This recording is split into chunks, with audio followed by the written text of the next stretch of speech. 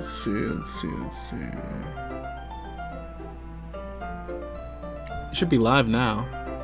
It should be okay. Okay, now we have audio, so that's cool. That's good.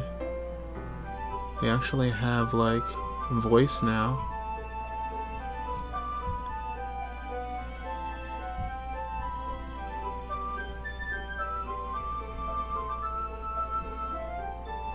Okay.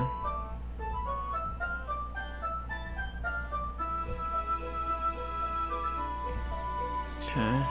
Let's see.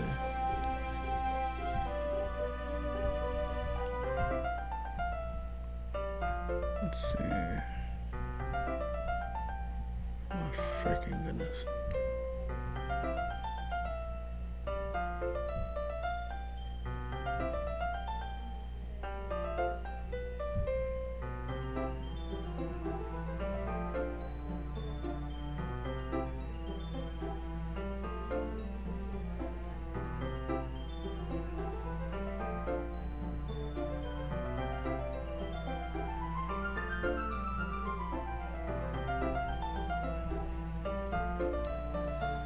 Hello, hello. Oh, goodness.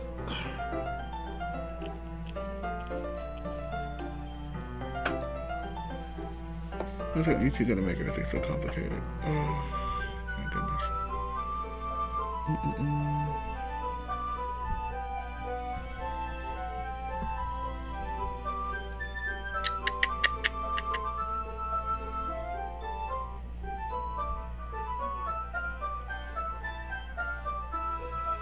Let's see.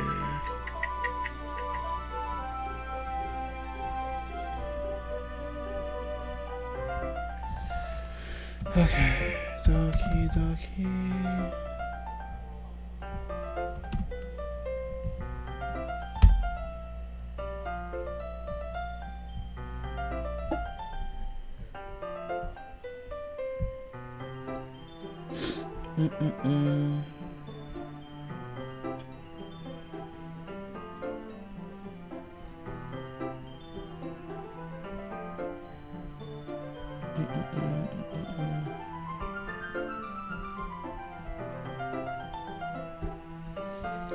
This is so weird.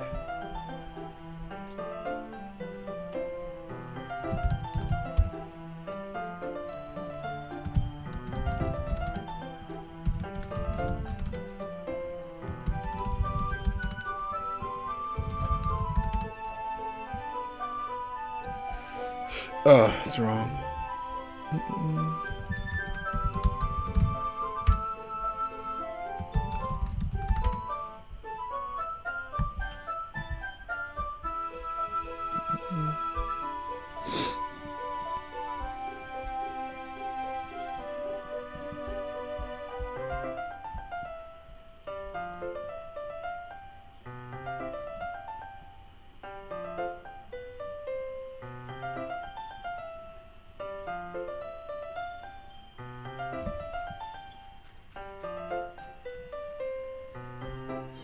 This is so stupid. I don't understand why it does this.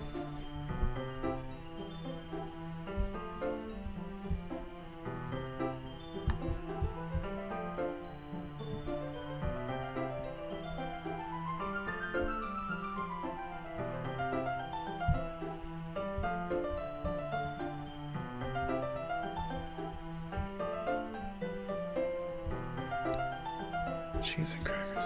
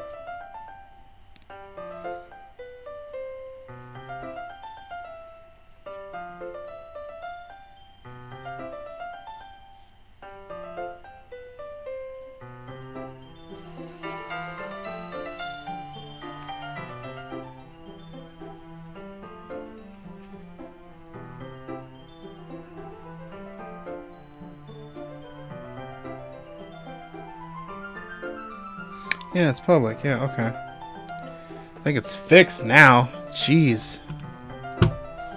Cheese and crackers.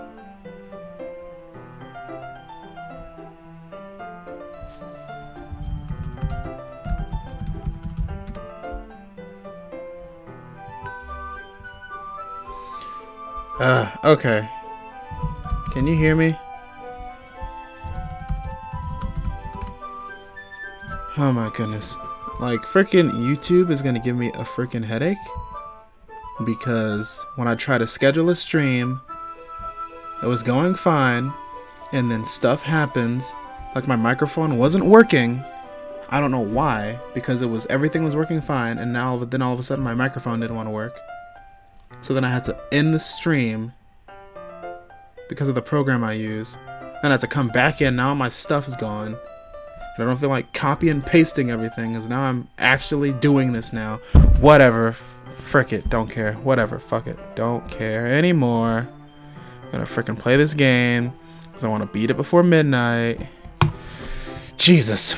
Besides, what kind of his face is supposed to mean if I see lots of volume in this manga? Okay. How far are you in this game anyway? This is like the second to third day. This is the second time. This is the after you do the second poem, but I haven't read it yet. There's a long volume of manga amongst a stack of various books on the side of the shelves. Very curious, I pull it out of the stack. There it is. Natsuki snatches it out of my hand, then she turns to a box of manga and slips the volume right into the middle of the rest. Ah, much better. Seeing a box set with one book mixing is probably the most irritating sight in the world. I know that feel. I get a closer look at the box set she's admiring. Parfait Girls? It's a series I've never heard of in my life. That probably means it's either way out of my demographic or it's simply terrible. If you're gonna judge, you can do it through the glass of that door. She points to the classroom door. Hey, I wasn't judging anything. I didn't even say anything. It was the tone of your voice. But I'll tell you one thing, David. Consider this a lesson straight from the literature club. It's from the literature club. Don't judge a book by its cover. In fact, Natsuki pulls out the first volume of Parfait Girls from the box. I'm going to show you exactly why. That's a big mood. I'm like right after the first poem. She shoves the book right into my hands. I stare at the cover. It features 4 girls in a colorful attire striking animated feminine poses. It's exceedingly moe. Don't just stand there. Natsuki grabs my arm and pulls me out of the closet. Then she takes a seat against the wall beneath the windowsills. She pats on the ground next to her, signaling me to sit there. Wouldn't chairs be more comfortable? I'd take my seat. Chairs wouldn't work. You can't read at the same time like that. Why is that? I guess it's easier to be close like this. Don't just say that. You make it feel weird. Natsuki crosses her arms and scooches an inch away from me. Sorry. I didn't exactly expect to be sitting this close to her either. Not that I can say it's a particularly bad thing. I open the book. It's only a few seconds before Natsuki once again inches closer, reclaiming the additional space while she hopes I won't notice. I can feel her peering over my shoulder, much more eager to begin reading than I am. Wow, how long has it been since I've read the beginning? You don't go back and flip through the older volumes every now and then? Not really. Maybe sometimes after I've already finished the series. Hey, are you paying attention? I am, but nothing's really happened yet, so I can talk at the same time. It looks like there's a bunch of friends in high school, a typical slice of life affair. I kinda grew out of these since it's rare for the writing to be entertaining enough to make for the lack of plot. So, what should I expect from this? Is there gonna be a plot? Well, obviously, you think I would enjoy something that didn't have a plot? I mean, well, I guess I know what you're saying. A lot of the beginning is about simple things. There's a funny chapter where they're obsessed with a guy in an ice cream shop, but that just helps you know the characters, and besides, it's still entertaining. But later on, there's all kinds of drama, like when they get into all their backstories and some of the romance starts to happen. That's where it really starts to get good, so there's many touching parts. Is that so? It sounds like you really know what you're talking about. Maybe I underestimated you. Hey, wait, what's that supposed to mean? Ooh-ah. Hate reading anime sound effects. Ooh-ah. Natsuki gives me a little shove. I just meant that I haven't seen you in your full power. Good save. Ah, this chapter seems to be about baking. That's just a guess, but there's a lot of baking in this manga. Well, Natsuki pauses for a moment if she doesn't want to admit something. Yeah. What does that matter? It doesn't. I was just curious, since you enjoy baking too, right? That's just a coincidence. I just happened to get baking around the same time I got this manga. Okay. Not quite ever getting anything because it's in a manga. I feel bad for anyone that impressionable. Definitely not a coincidence. But I guess that explains a lot. Explains Natsuki's interest in baking. Still a lot of the hobbies to pick up from a manga. Still, of all the hobbies to pick up from a manga, that's definitely one of the better ones. Not to mention she's really good at it. So who am I to judge? Oh, that's a cute pic. Can I like delete the picture? Can I delete the background? Unseen text. Skip unseen text window. Ah, oh, damn. Okay, I don't know how to. Whatever. We read on for a few minutes after I finished a couple of chapters at this point. Are you sure this isn't boring for you? It's not. Even though you're just watching me read? Well, I'm fine with that. Even if you say so, I guess it wouldn't be fun sharing something you didn't like with somebody. I always get excited when I convince any of my friends to pick up a series I enjoy. You know what I mean? You don't? Oh, that was a nice transition. That's not, well, I wouldn't really know. What do you mean? Don't you share your manga with your friends? Could you not rub it in? Jeez. Aw, she doesn't have friends. How's that? Ah, sorry. I could ever get my friends into reading this. They just think manga's for kids. I can't even bring it up without being them all like, you still haven't grown out of that yet? Who'd I make my first poem for? I aimed my first poem at Natsuki. Like I like Natsuki, obviously. So, yeah, I aimed all my words at her since she seemed to like cute shit. So I hope she would have liked it, but I don't really know specifically if that makes a difference or not. I mean, I guess picking what words you like most depends on who you interact with, but like if you pick more darker stuff, you probably end up talking to Yuri more. I don't know. But yeah, I'm aiming at Natsuki. I don't care about the childhood best friend. Lolly lover confirmed. Okay. I just like the nerdy chicks. Honestly, it takes a lot of effort to find friends who don't judge, much less friends who are a lot into it. I'm already kind of a loser, so I guess I gravitated toward the other losers over time. But it's probably harder for someone like you. Yeah, it's pretty accurate. Wait, which part? I mean, I feel like I can't even keep it in my own room. I don't even know what my dad would say if he found this. At least it's safe here in the club room. Except Monika was kind of a jerk about it. Ugh, I just can't win, can I? Well, it paid off in the end, didn't it? I mean, here I am reading it. Well, it's not like that solves any of my problems. Maybe. But at least you're enjoying yourself, right? You went for the purpose. You went for Yuri. Okay, I figured. That sounds about right. So, ahaha. Jeez, that's enough. Oh, are you gonna keep reading it or what? Yeah. I flip the page. Suddenly Natsuki starts laughing. I totally forgot that happens. Natsuki puts her finger on one of the panels. Minori is my favorite character. You always feel a little bad for her, but since she's so unlucky. But that's when it gets especially bad when... Oh, I shouldn't be talking about that yet. Just finished this chapter. Natsuki's voice sparkles with excitement. It's a stark contrast from her usual bossy tone, but if she's not used to sharing her favorite manga with her friends, I can understand why. It's hard to express in words the feeling you get when you're connected with someone like that. And being able to provide to Natsuki, for whom it's a rare experience, the thought made me smile a little to myself. Okay, everyone. Are you all ready for today's poems? Wow, I'm still doing that? I thought we were going to pass over that. Oh, come on.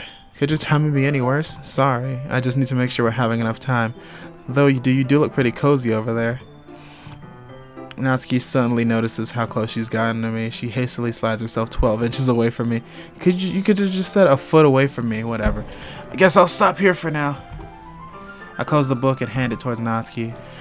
You're just giving that back? Don't you want to know how it happens? Yeah, but Monika just said, don't be dumb. Just take it home with you. Huh? Is that really alright? I say that mostly because I didn't really plan on using my spare time to read this. Well, of course. It would take forever to finish if you didn't take it home. Just finish that one before tomorrow and we can start the next one. If it gets bent, I'll kill you. By tomorrow? I only got partway through the volume so far. I might fall behind on some shows if I try to get through this. It literally takes all of like 15 minutes, nah, maybe 20 minutes to read through a good volume on a manga. Like, I can skim a manga easily, even if I'm not interested in it. It doesn't take that long to read a manga. But I suppose that's necessary. That's a necessary sacrifice in exchange for seeing Natsuki's enthusiastic face. Or am I more scared of what will happen if I don't finish it? Alright then, I stand up. I return to where I put my stuff and carefully slip the book into my bag. Who should I show my poem to first? Natsuki. Natsuki reads my poem. She keeps glancing at me, then back at the poem. By now she must have read it more than once. Aren't you supposed to be bad at this? Is that a compliment? Yep. Okay, so the words I picked actually do trigger her. They are the right words for her. Natsuki struggles to find the words she wants. My name's Jeff. Who the fuck? Okay. Okay.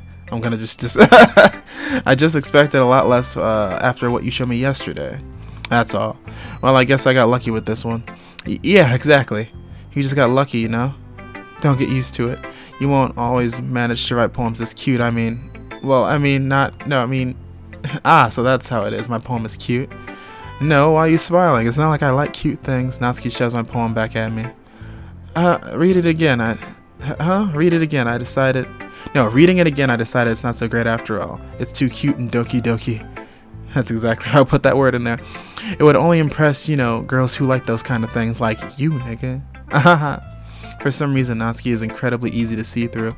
Well, anyway, you're gonna read mine now, right? Judging by your taste, you'll probably like it a lot. You probably learned a thing or two. Don't forget who the real pro is. Amy likes spiders. You know what I learned about Amy? Amy likes spiders. Icky, wriggly, hairy, ugly spiders. That's why I'm not friends with her. Amy has a cute singing voice. I hear her singing my favorite love song. I heard her sing my favorite love song. Every time she sang in the chorus, my heart would pound to the rhythm of the words, but she likes spiders. That's why I'm not friends with her. One time I hurt my leg really bad. Amy helped me up and took me to the nurse. I tried not to let her touch me. She likes spiders, so her hands are probably gross. That's why I'm not friends with her. Amy has a lot of friends. I always see her talking to people. She probably talks about spiders. What if her friends start to like spiders too? That's why I'm not friends with her. It doesn't matter if she has other hobbies. It doesn't matter if she keeps it private. It doesn't matter if it hurts anyone. It's gross. She's gross. The world will be better off spider lovers.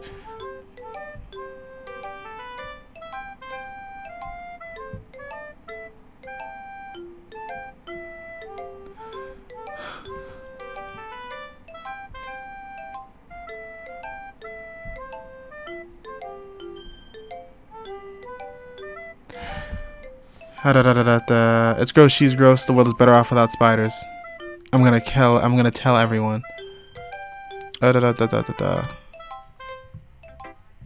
Not too bad, right? It's quite a bit longer than yesterday's.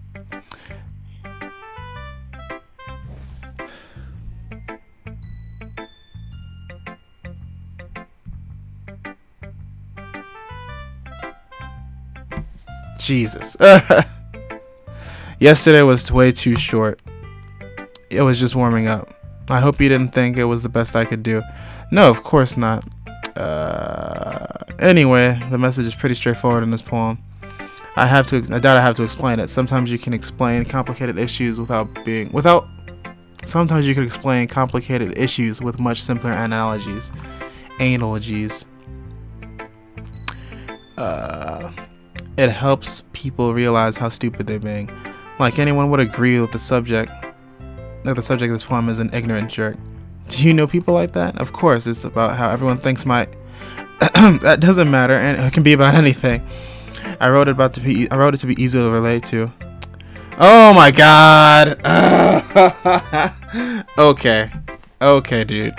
I wrote it to be easy to relate to. Everyone has some kind of weird hobby or pleasure. I'm just gonna do that. There we go. Everyone has some kind of weird hobby or guilty pleasure, something you're afraid of if people find out, they make fun of you or think less of you.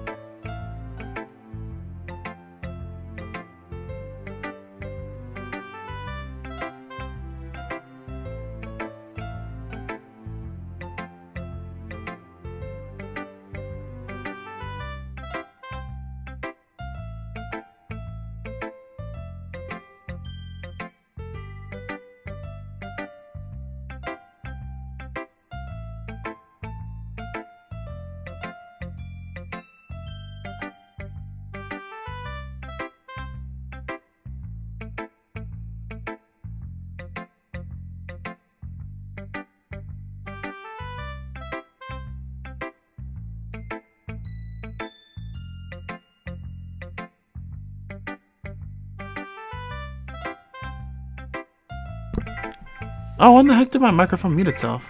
Oh, when the...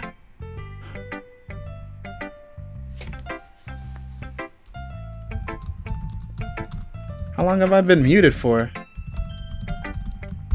Oh, I must have accidentally, bumped my mute button. Oops. Okay. Wonder how long I've been muted for. Anyways. You know, I won't lie to you, David. Never, ever. Yeah, I guess so. Oh, what made yesterday's poem so great compared to this one, then? Well, I'm not very good at figuring out if poems are good or bad.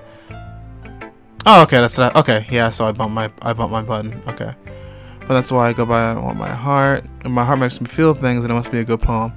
I'm not sure that's exactly how that works. Then again, I guess conveying feelings is a pretty important part of this whole thing. Yeah, maybe. Honestly, I don't know what kind of writing you like in the first place.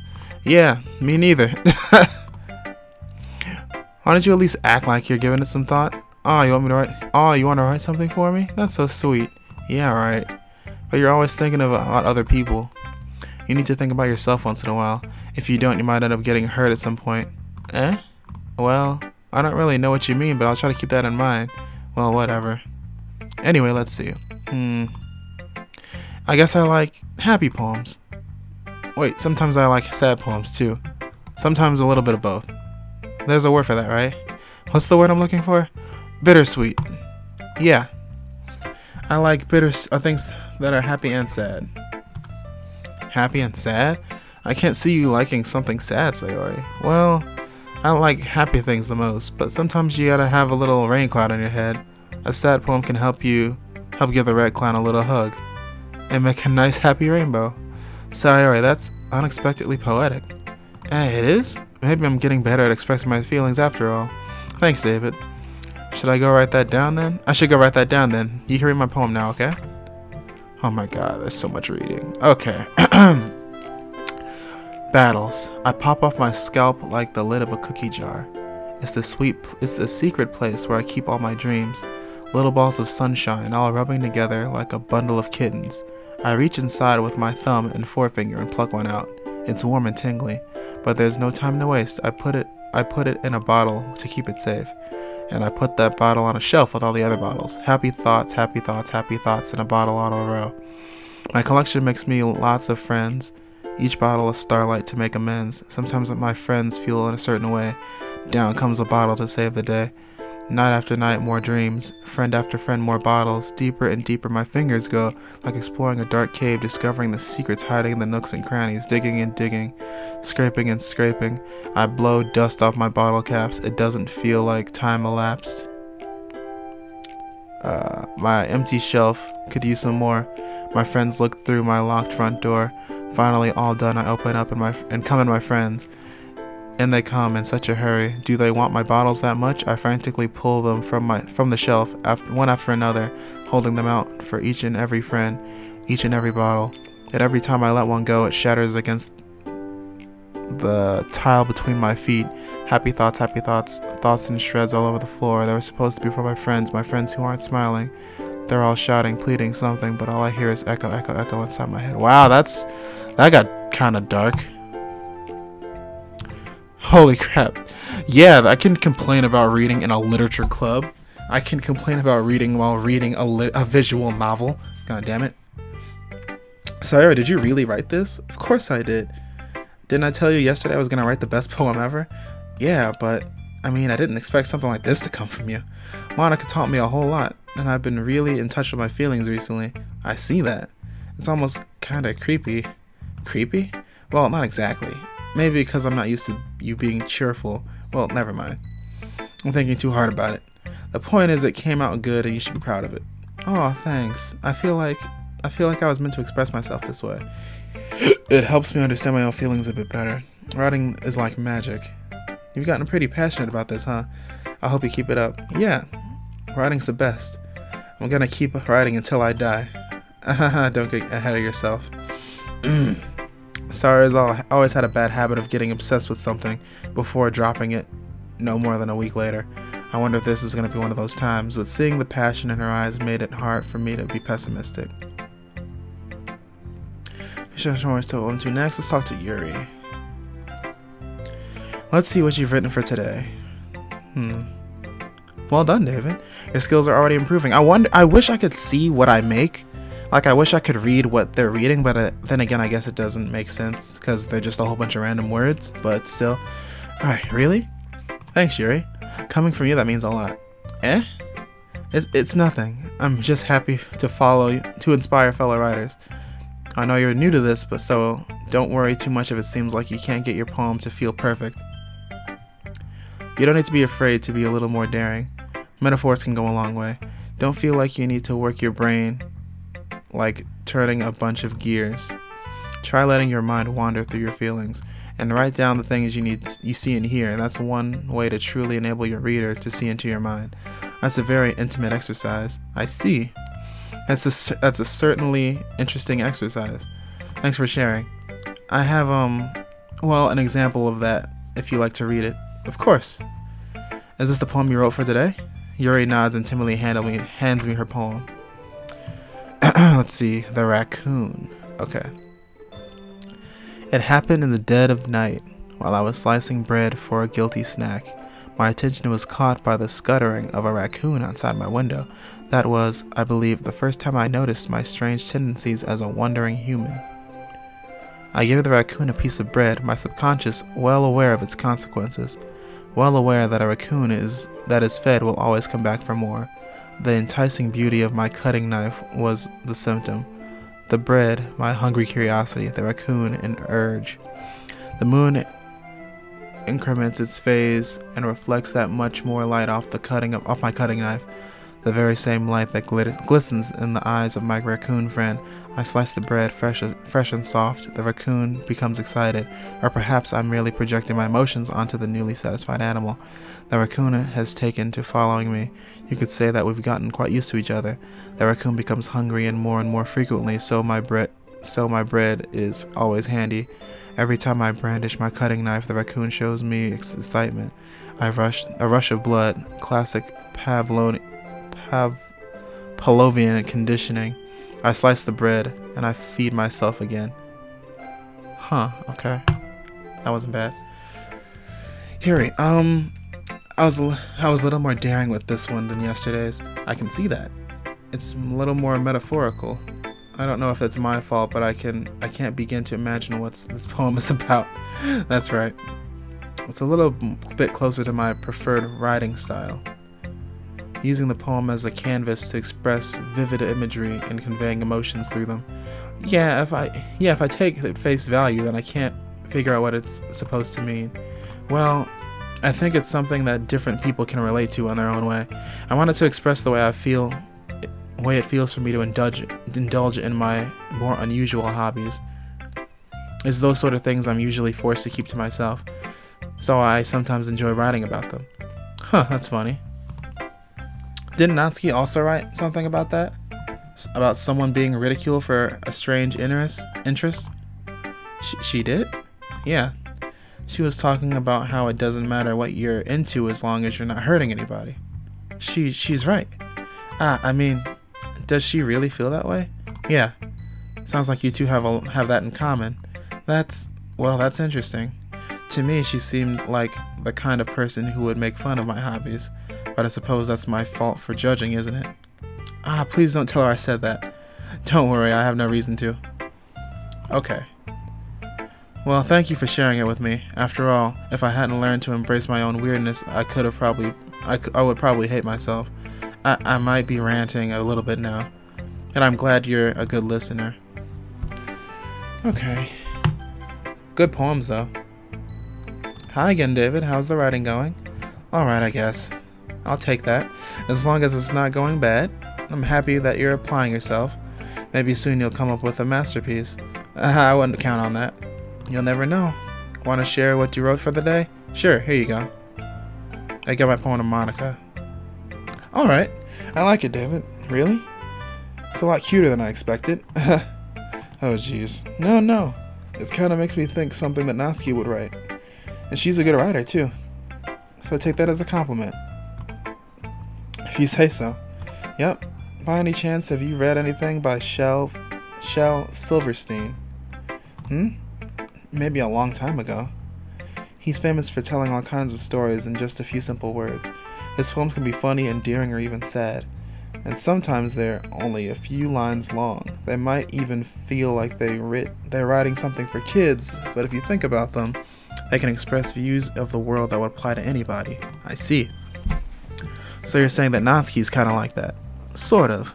Maybe she's not an expert, but you probably wouldn't find much filler in her poems. They might be easy to write, but they're super challenging to get the meaning through. So I can see why it would be your kind of poem to explore. But anyway, you want to read my poem now? I like the way this one turned out, so I hope you do too. Alright, let's take a look. Let's see. Save me. The colors, they won't stop. Bright, beautiful colors. Flashing, expanding, piercing, red, green, blue. An endless cacophony of meaningless noise. The noise, it won't stop. Violent, grating waveforms. Squeaking, screeching, piercing. Sine, cosine, tangent, math. Like playing a chalkboard on a turntable. Ugh. Like playing a vinyl on a pizza crust. What the heck? An endless poem of meaningless. Load me. What the fuck? What the hell? It's even more abstract than your last one, huh? I guess it's just the way I write. I'm sorry if you don't like it. Alright. I'm sorry if you don't like it. No, I never said that. It's just kind of the thing I've never really seen before, I guess. I kind of like playing with my space on the paper. Choosing where and how to space your words can totally change the mood of the poem. It's almost like magic. The way I wrote the lines really short makes it feel like they're trying to speak over the noise. I see. It's still hard for me to tell what it's about, though. Sometimes asking what a poem is about isn't the right question. A poem can be as abstract as a physical expression of a feeling, or a conversation with the reader. So putting it that way, not every poem is about something. Anyway, here's Monika's writing tip of the day. Sometimes you'll find yourself facing a difficult decision. When that happens, don't forget to save your game. You'll never know when you might change your mind, or when something unexpected may happen. Wait, is this tip about writing? What am I even talking about? Oh my god. That's my advice for the day. Thanks for listening. Oh my god. Okay, everyone. We're all done reading each other's poems, right? I have something extra planned for today, so if everyone could come sit at the front of the room. Is this about the festival? Well, sort of. Do we really have to do something for the festival? It's not like we can put together anything good in just a few days. We'll just end up embarrassing ourselves instead of getting any new members. Well, that's a concern of mine as well. I don't really do well with last-minute preparations. Don't worry so much. We're going to keep it simple, okay? We won't need much more than a few decorations. Sayori has been working on posters, and I've designed some pamphlets so we can give out during the event. Okay, that's great and all, but that doesn't tell us what we're actually going to be doing for the event. Ah, sorry, I thought you heard about it already. We're going to be performing. Performing? Monika? Yeah, we're going to be having a poetry performance. Each of us are going to choose a poem to recite during the event. But the cool part is we're also going to let everyone else come up with and recite poems too. Sayori's putting it all on the posters in case anyone wants to participate ahead of time. Sayori, who's been coloring a poster, holds up the sign for us to see. Are you kidding me, Monika? You didn't already start putting those posters up, did you? Well, I did. Did you really think that's that bad of an idea? Well, no. It's not a bad idea, but I didn't sign up for this, you know. There's no way I'm going to be performing in front of a group of people like that. I agree with Natsuki. I could never in my life do something like that. Imagining it, Yuri shakes her head in fear. Guys, no, Sayori. I understand where they're coming from. Remember that Natsuki and Yuri have never shared their poems with anyone until just a couple days ago. It's a lot for them to recite their poems out loud to a whole room full of people. I guess that kind of overlooked that. I'm so sorry. But I still think we should give it our best. We're the only ones responsible for the fate of this club. If we start the event and each put on a good performance, then it will inspire others to do the same. And the more people who perform, the better we will be able to show everyone what the literature club is all about. It's all about expressing your feelings, being intimate with yourself, finding new horizons, and having fun. That's right. And it's those reasons that we're all in this club today. Don't you want to share that with others, to inspire them to find the same feelings that brought you here in the first place? I know you do. I know we all do. And if all it takes is standing in front of the room for 2 minutes and reciting a poem, then I know you can do it. Natsuki and Yuri remain silent. Sayori looks worried. I guess that leaves me no choice. I agree. I don't think it's too much to ask.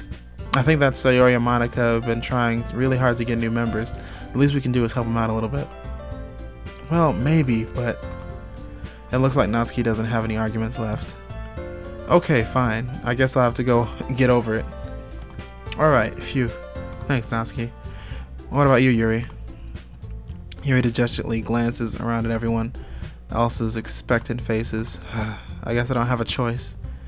Yeah, that's everyone. You're the best, Yuri. This club is seriously gonna be the death of me. Oh gosh, you'll be fine, Yuri. But anyway, let's move on to the main event. I want each of you to choose a poem of yours. We're gonna practice reciting them in front of each other. No way, Monika. This is too sudden. Well, if you can't recite your poem in front of the club, how do you expect to do it in front of strangers? Oh no. Don't worry. I'll start off to help everyone feel a little bit more comfortable. Can I go next? Ah, of course. Now let's see. Monika flips through her notebook to the specific poem she has in mind for herself. She then stands behind the podium. The title of this poem is The Way They Fly. Ahem. Monika begins reciting her poem. Her clear, confident voice fills the room. More than that, her inflection is pristine. She knows exactly how to apply emotion behind each line she recites, bringing the words to life. Is this something she's done before, or is she simply a natural? I glance around me. Everyone has their eyes on Monika. Sayori looks amazed. Yuri has an intense expression on her face that I don't understand. Finally, Monika reaches the right recitation. The four of us applaud. Monika takes a breath and smiles. That was so good, Monika. Ah, thank you very much. I was just hoping to set a good example. Are you ready to go to the next, Sayori? I'll go next. Yuri's fired up all of a sudden. Yuri clutches a sheet of paper between her hands and stands up.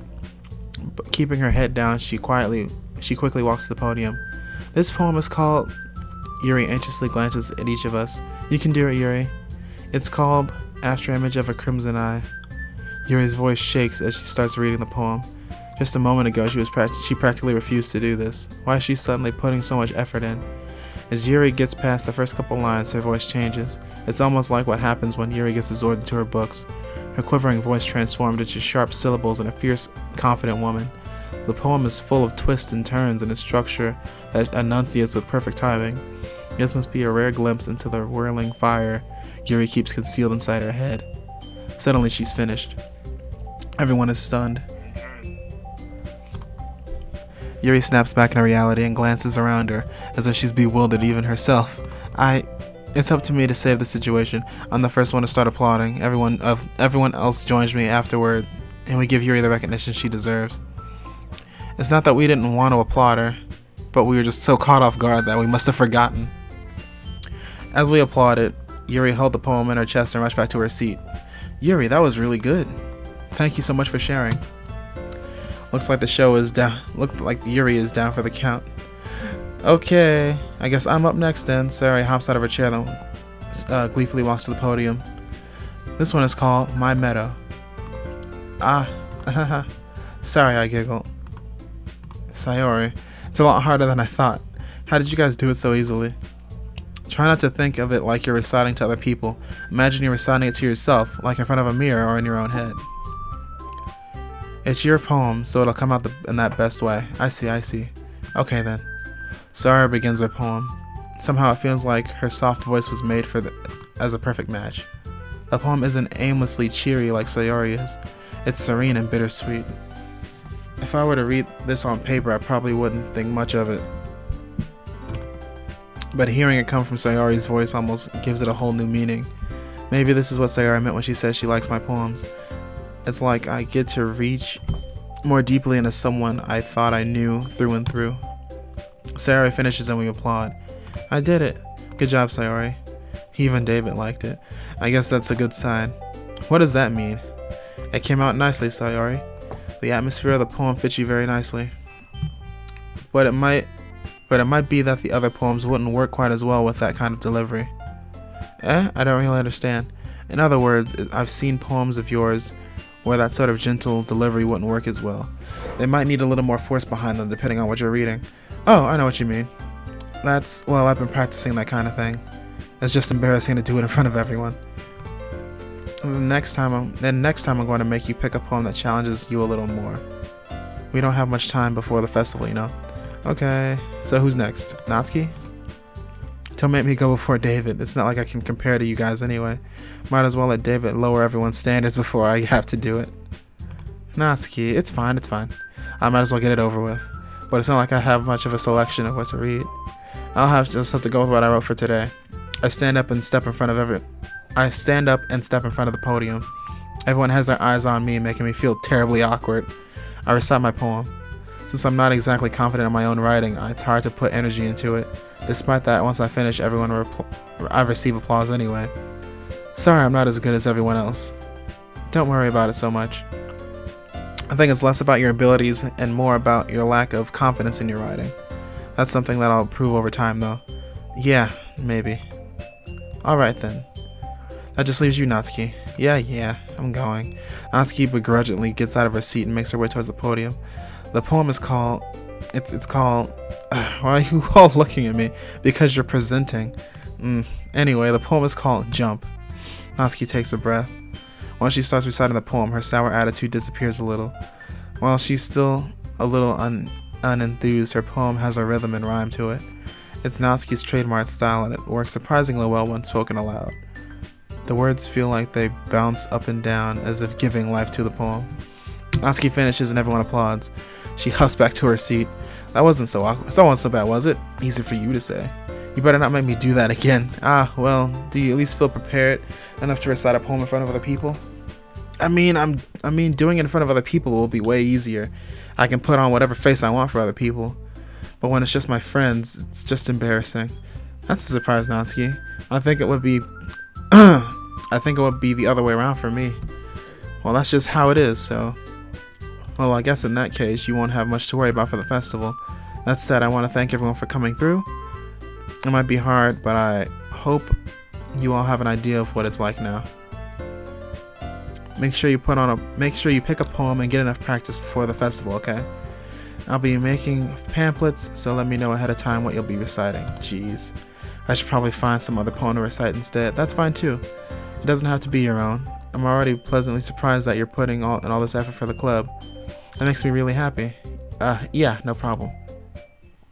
Okay, everyone. I think that's about it for the day.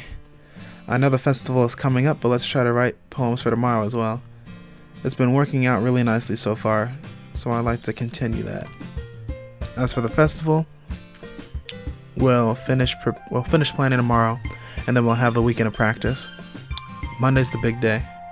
I can't wait. I can do this. I can do this. Alright. I stand up. There's no way I'll be able to find the enthusiasm as Sayori and Monika. I'll be able to find the same enthusiasm as Sayori and Monika, but I'll do my best to get through it. If it's for the sake of the club and impressing Monika, then I'll have to do my best. Ready to go, Sayori? Yep.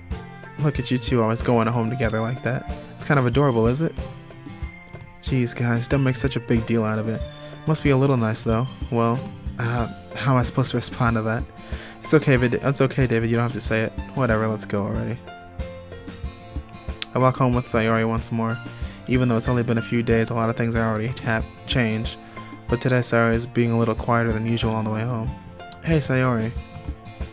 Sorry, I was spacing out. No wonder. I was thinking about something from earlier. I like how we get to, Sayori fumbles with her words. So let's just say that one day Natsuki asked to walk home with you. Huh? What would you do? What kind of question is that? You're kind of putting me on the spot here. Oh, damn. Fucking A.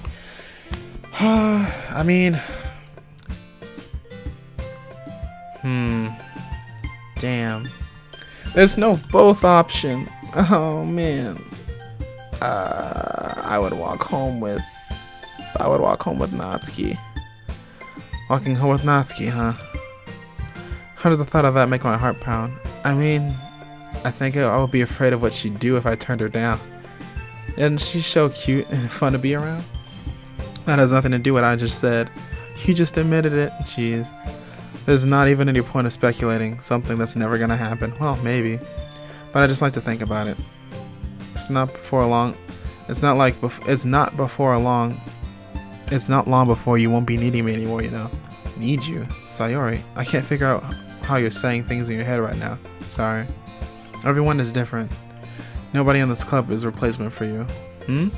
If you say so. The conversation trails off. I'm left feeling awkward, but that was kind of her fault for trapping me in such a weird question. I can't just lie to her, but if there's something that makes her happy, I would hate to take that away from her. That's why I said there's no point in speculating. Then again, the festival's only a few days away. Who knows what will happen in that time? I'm so mad that people spoiled the fucking ending for me. Like, I know what happens to her. I know what happens. So mad. Okay. Let's see. Might as well just stay on the Natsuki path. Anime, party, friends, whirlwind, amazing, candy, fun, treasure, hop, determination, strawberry, lucky, games, love, landscape, flower, kiss, Doki Doki, kawaii, pure,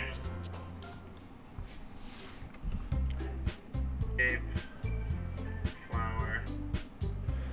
Alright. Oh man, I'm the last one here again. Don't worry, I just walked into. Were you practicing piano again? Yeah. You must have a lot of determination, starting this club and now picking up piano. Well, maybe not determination, but I guess passion. Remember that the club won't be here if it wasn't for all of you.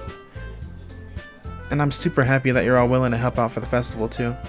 I can't wait for the festival. It's gonna be great. Weren't you complaining about it just yesterday? Well, yeah.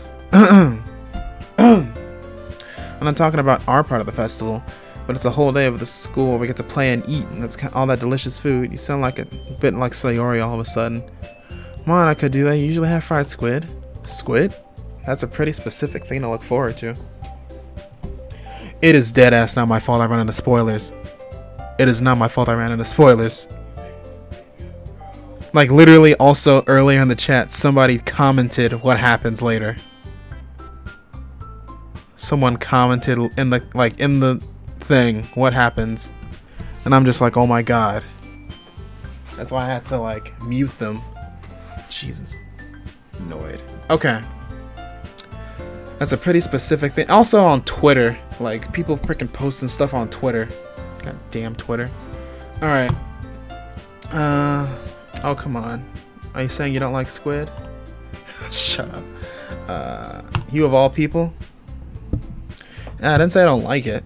Besides, what do you mean, you of all people? Because it's right in your name, Monika. Oh my god, shut up. Monika. Squid. Ika is squid. Also, that joke made no sense in translation. Never mind. Monster squid. Let's just focus on our own event for now, okay? Fine, if you say so. Your reactions aren't as fun as Yuri or Sayori's anyway. Excuse me? Where is Sayori anyway? Oh, there you are. Sayori is sitting at a desk in the corner room looking down at nothing. I walk over to her. Hey, Sayori. I wave my hand in front of her face. Eh? You were spacing out again. Oh, sorry. Don't mind me. You can go and talk with everyone else. Is everything alright? Of course. Why wouldn't it be? It just feels like you're a little off. Sorry for assuming things. Jeez, you worry so much about me. I'm fine, see? Sayori shows a big smile. Don't let me distract you from having fun with everyone. Well, alright, if you say so. I worriedly glanced at Sayori before turning back towards everyone else, but the conversation is already dispersed, with everyone back at their usual activities. Maybe I should ask Monika if she's noticed anything about Sayori recently. Since they've been preparing for the festival, they must be spending a lot of time together. I timidly approach Monika, who's shuffling through some papers at her desk. David, what's up? Hey, this might sound a little strange, but have you noticed anything up with Sayori recently? Anything up with her? In what way do you mean? Maybe I'm reading a little too much into it, but she seems a little downcast lately. Oh, you think so? I can't say I've noticed anything about her. Monika appears across the room with Sayori, who's idly dragging a rubber eraser up and down across her desk. Maybe there's something on her mind. I'm surprised I'm not the one asking you, David.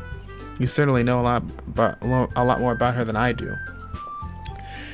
Yeah, but she's never really like this. She always talked to me about things that bothered her, but this time when I asked her, she was really dismissive. Sorry, I didn't know it. Sorry, I know it's not your problem. I just wanted to ask if you knew anything, so I'll drop it now. No, it's important to me too. I mean, I'm also friends with her. Also, I care about the well-being of my club members, you know. Well, maybe I'll try talking to her myself. Yeah, are you sure about that? She seemed like she wanted to be left alone. Are you sure?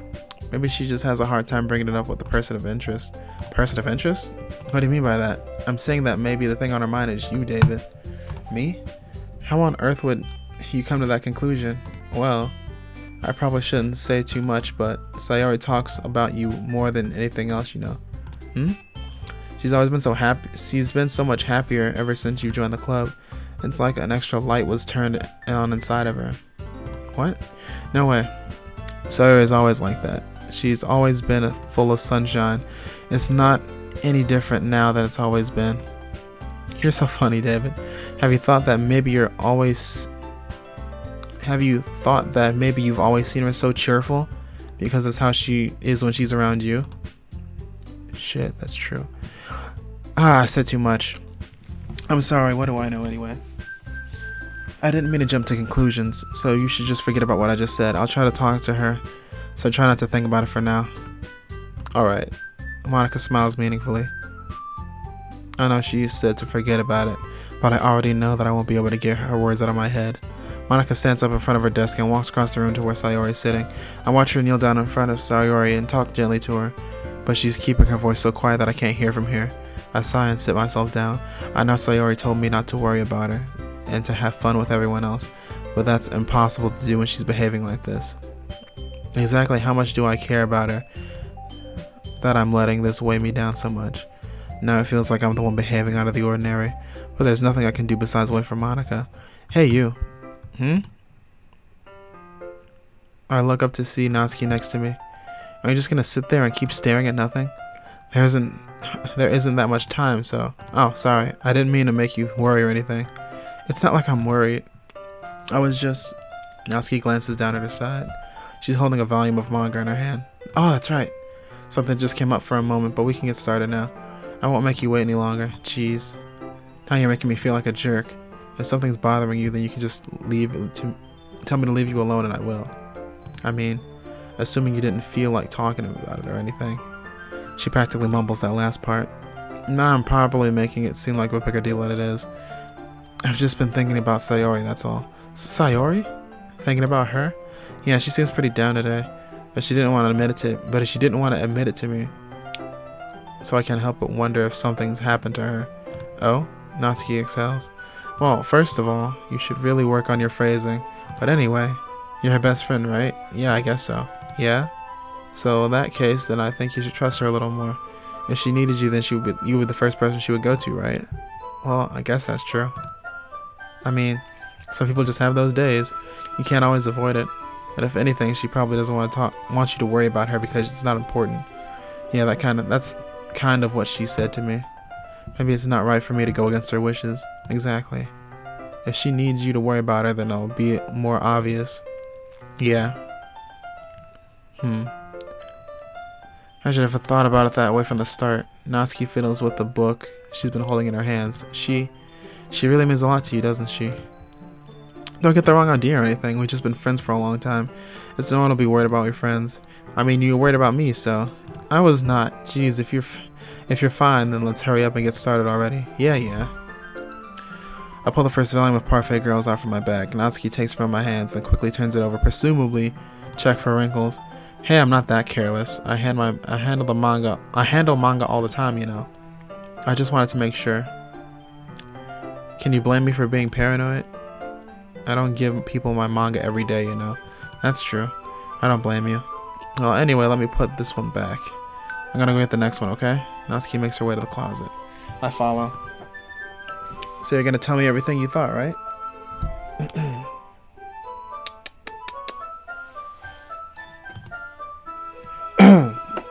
Where did this volume leave off again? I forget. Oh, the chapter ended where Minori and Alice found Monika. Natsuki's voice resonates from inside the closet. I peer inside. All of Natsuki's books are lined up on the top shelf. Did you move my manga again? Oh, sorry. The teacher got mad at me for taking up so much space in the closet, so I had to move them to the top shelf and clean them up a bit. It's all still there, I just had to organize it a bit. Ugh.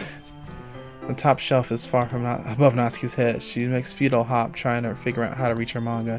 Jeez, this is so inconvenient. I'm moving these back down. There's plenty of room on these shelves, and besides, they're all really pretty to look at. When they're all lined up. Why'd you waste that on the top shelf? Ah, Natsuki. There's a stool on the wall there. In the closet, there's a collapsible stool that's hanging on the wall. If you want it, I can reach up there and hand them to you. I can get them myself. Natsuki grabs the stool from the wall and unfolds it. You think I'm too short or something? I mean, I knew it. Well, you know what? Just watch me. Natsuki hops onto the stool and ends up being a little wobbly because of its collapsible design. Careful. I know what I'm doing. Standing on the stool, Natsuki's fingertips reach the top shelf. The stool will be enough for me to easily grab the books, but Natsuki's being stubborn as usual. Natsuki uses her fingers to scoot one of the smaller boxes to the edge of the shelf. See? The box suddenly tips. Natsuki barely catches it before it falls to the floor. The stool wobbles. Losing balance, Natsuki hops off the stool. Thankfully, she was able to stay on her feet. She holds the box up triumphantly. There! Having almost fell, Natsuki is a bit shaken up. No need to prove yourself to me. There's no way you'll be able to get the bigger boxes like that. I can reach them, so I said I can do it. I don't want your help, okay? I'm gonna get the chair, so just hang on. Natsuki forces her way past me out of the closet. Let's see. The classroom chairs have the desk attached, so they're too inconvenient to fit in the closet. Aha! And Natsuki trots over to the teacher's desk, which has a computer chair behind it. She rolls it on its back wheels over to the closet. It's a little dangerous since the chair swivels and rolls, but I've already learned my lesson, so I keep my mouth shut. Natsuki climbs onto the chair, then slowly balances onto her seat. Since she refuses for my help, I take a seat with my back against the side of the doorway and simply watch. Ah, there we go. See, I can easily do it now. Natsuki grabs the stack of manga. Natsuki grabs a stack of manga and bends down to put it towards the shelf below. The chair swivels. Natsuki catches herself on its shelf. What are you doing? Can you at least hold the chair steady instead of sitting and doing nothing? Who is it that told me not to help? Yeah, I got you. I hold the chair while Natsuki reaches back up. I can almost see up her skirt. I force myself to turn away. Natsuki seriously didn't think this through. When she realizes she'll be dead. Natsuki wraps her arm around the Parfait Girls box set, easily the largest one on the shelf. Yeah, it's so heavy. I don't think I can bend down without falling. Hurry and take this one. But then I have to let go of the chair. That's fine. Just for a second. Hurry up. Alright. Just let me stand up. I slowly release my grip from the chair. What do you mean stand up? Natsuki looks down at me. Why are you all the way back? What? Natsuki looks like she just realized something. She'll lose her balance if she does. Natsuki, the box! Wait, what are you looking at? You're trying to look up my... Natsuki's legs shake. I'm not. I was just... Natsuki, don't try to move. Just give me the box. You set me up. Go away. Get out. But I'll do it myself. The chair suddenly swivels beneath Natsuki's feet. Natsuki, no! The scene turns into chaos for a split second. The chair flies from Natsuki's feet. Frantically, I try to catch her. The box topples out of her hands and the box goes flying. I got you! Jesus. The full force of Natsuki's body against me throws me to the ground. A whole bunch of books pelt me in the face. Natsuki tries to shield herself with her arms as her face lands straight on my chest. My right arm and my back seriously felt the impact. Jesus. Slowly, Natsuki comes to her senses. She presses her arms straight into me to prop herself up. Natsuki seems to realize it's not the floor that's beneath her. Gross, gross! The fist pounds my chest. Natsuki then hoists herself to her feet. What were you thinking, you sicko? Everything okay over there? I heard a loud noise, and Monika suddenly peers in. Monika! See what happens when you put the manga on the top shelf? Are you trying to kill your club members or something? Jeez. Sorry. One more thing. Seems like your most recent club member is a total pervert, so I hope you're happy. I didn't. Somehow it's impossible for me to explain this whole bizarre situation to Monika. I didn't do anything, I swear. I know, don't worry. Monika says that quietly to me. Looks like I'm off the hook. Oh no, my... I look down. Natsuki is kneeling on the floor, holding one of the books that are scattered all over the floor. There's a large diagonal crease along the pages that she's desperately trying to smooth out. It must have landed on the page. Natsuki tries a bit more to fix the crease, but can't get it out. Suddenly, she gives up and slams the book shut and throws it on the floor. Instead of continuing to yell, she just lowers her head. Sob. Natsuki, are you? No. Natsuki's voice squeaks. I see tears on her face. I'll help get the crease out, okay? It's partially my fault, so Natsuki shakes her head, still looking down. No, I don't even care about that much. I'm having a really bad day today. Natsuki sobs again. I didn't mean to take it out on you. I really didn't mean to. It's fine. Is there anything you want to talk about? Natsuki shakes her head. Just every day is so hard. I just want to come to the club and... Natsuki falls silent again. I can't press her, so I can only do what I know how to do. Alright, well, I'll help you clean this up. And I'll move the rest of the manga for you. I pick up volume 2 of Parfait Girls. We'll set this one aside. This will help you cheer up a bit, alright? We can get started on this once I'm done. Natsuki looks up with her glossy eyes. Her lip quivers. You're really nice to me. Huh? That sounds really strange coming from Natsuki. I didn't expect it at all. Well, I'm just treating you like a friend, you know? Natsuki lowers her head and stifles another sob. I'm not sure what happened to her today, but being nice is all I could do. The next couple of minutes are silent between us as I begin gathering the scattered books. I make sure to slip them into the boxes in the correct order. After a little bit, Natsuki starts helping. It isn't long before we're done. I hoist the box onto the shelf where Natsuki wanted to put it. Then I get on the stool and quickly finish moving the rest of her books to the top shelf. Alright, that should do it. I hop off the stool. Natsuki averts her gaze. Thanks. It's nothing. Natsuki is holding the volume I set aside in her hands. Alright, I'm ready. Good. Even if you weren't, I'd make you anyway. You're taking responsibility for what you said. Then think about cheering me up, if you insist. We sit in the same spot as last time I opened the second volume. Natsuki's mood quickly improves, laughing and pointing things out to me. She's surprisingly sharp, making note of a lot of subtle, repeated jokes in the background elements. In the end, I'm pretty impressed by how everything ties together in this manga. I guess Natsuki has good taste after all. After some time, Monika gets our attention as usual. It's time to share poems again. Guess I'll be holding on to this one for now. Yep. Even you sound more enthusiastic this time. Well, I'm starting to get into it, you know. Told you. Yeah. I return to my seat and slip the book into my bag. I like this route. Lolly lover confirmed. I really do like I like this character. She's a tsundere, nerdy cutie. Like, she is adorable. I love it. Alright. Let's start sharing these poems. Natsuki reads my poem.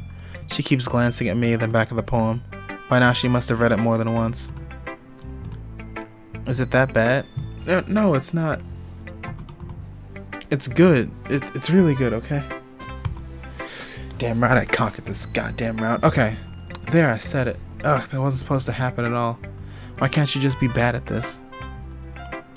My poems are supposed to impress you, not the other way around. Are you trying to impress me? Obviously, you'd think I let you enjoy Yuri's writing more than mine. Give me a break. Well, in that case, what's the problem? What's the problem with trying to impress you? Well, I'll tell you.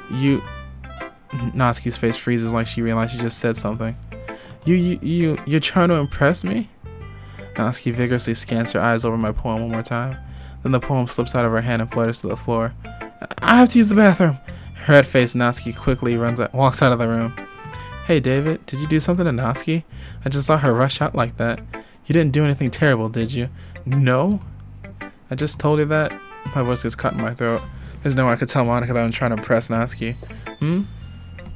Monika sees the poem lie on the floor and swiftly picks it up. She reads through it, her smile not fading from her face. I see. You wrote this for Natsuki, didn't you? I mean, not really. In fact, didn't she like your poem a lot the other day too? I'm surprised you know her taste so well already. Are you sure you're not cheating, David? Cheating? What do you mean by that? Never mind, I'm just kidding. I didn't understand Monika's joke at all. Anyway, how do you think Natsuki feels about you? Oh, you don't need to answer that. It was just something for you to think about. Hey, Natsuki comes up and snatches the poem out of Monika's hands. Neither of us have noticed she re-entered the classroom at all. Did you read this, Monika? Of course, I liked it. I guess that means Monika doesn't need to read my poem today. You really should stop reading things that aren't for you, you know. You have a bad habit of doing that, eh? David wrote this poem, and we're supposed to share with everyone, right? Natsuki freezes. She apparently forgot that my poem is technically for everyone to read. Okay, well, I think David's done sharing his poem with everyone. It's not like everyone will want to read this anyway. In fact, I'm just gonna hold on to this. If you insist. What? How are you looking at me like that? Like what? Ugh, never mind. Natsuki, I'll give you the poem, but that's not very fair to Sayori. She hasn't gotten to read it yet. So what? Well, I guess David is right, Natsuki. It's not fair that if you don't let everyone finish reading it. Fine. Natsuki returns my poem. It's not like she's gonna like it though. Anyway, read my poem now. And no, I won't let you keep it. This is my only copy. I'll be your beach. Your mind is so full of troubles and fears that diminish your wonder over the years. But today I have a special place, a beach for us to go. A shore reaching beyond your sight, a sea that sparkles with brilliant light. The walls in your mind will melt away before the sunny glow. I'll be the beach that watches your worries away. I'll be the beach that you daydream about each day. I'll be the beach that makes your heart leap in a way you thought had left long ago. I'll bury your heavy thoughts in a pile of sand, bathe in your sunbeams and hold my hand. Wash your insecurities in the salty sea and let me see you shine. Let's leave your memories in a footprint trail. Set you free in my windy sail, and remember the reasons you're wonderful. When you press your lips to mine, I'll be the beach. I wash your worries away. But if you let me by your side, your own beach, your own escape, you'll learn to love yourself again. Wow, that was wild. Okay. I felt like I kept my writing about negative things, so I wanted to write something nice message for once. Besides, the beach is awesome. Kinda hard to write about anything negative about the beach. So you decided to write about the beach first, then came with the message later? Oh yeah. Whew. Excuse me. It's only natural. It's only because of what happened yesterday. I mean, after Yuri and I realized we wrote about the same thing, she wanted to pick a topic and have us both write about it, or whatever.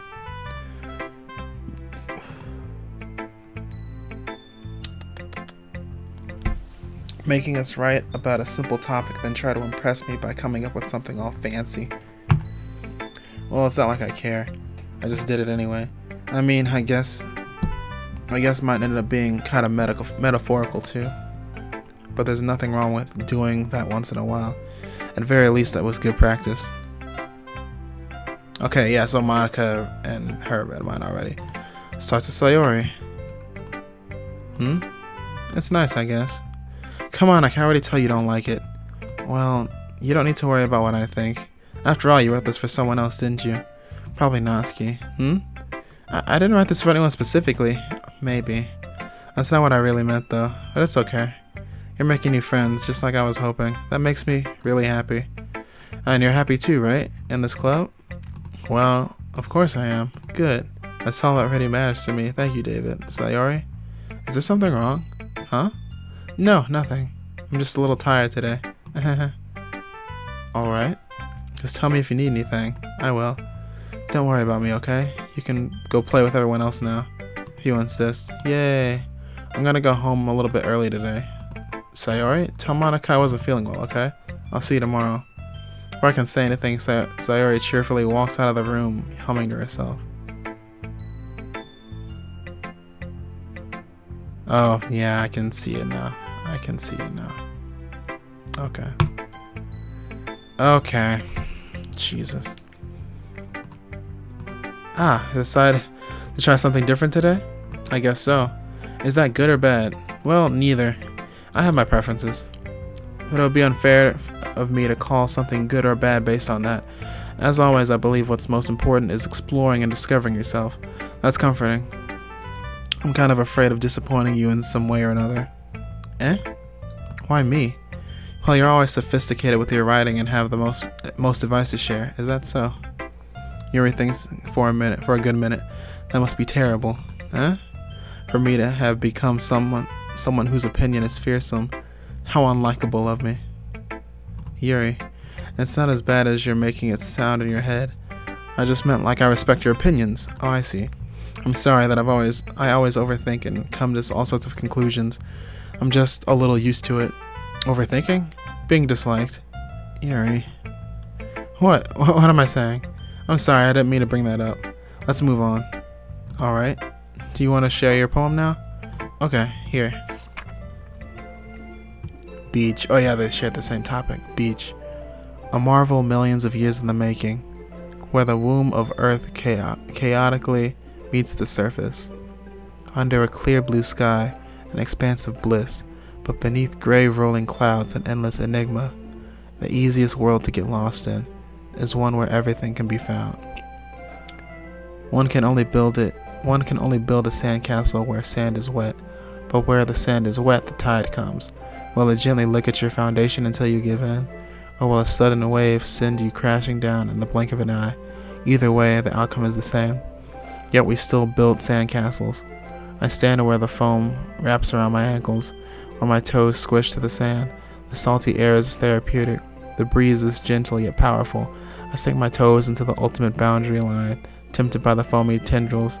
Turn back and abandon my peace to evade at the shore, drift forward, and I return to Earth forevermore.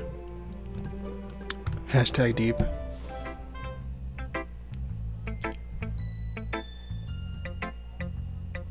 Alrighty.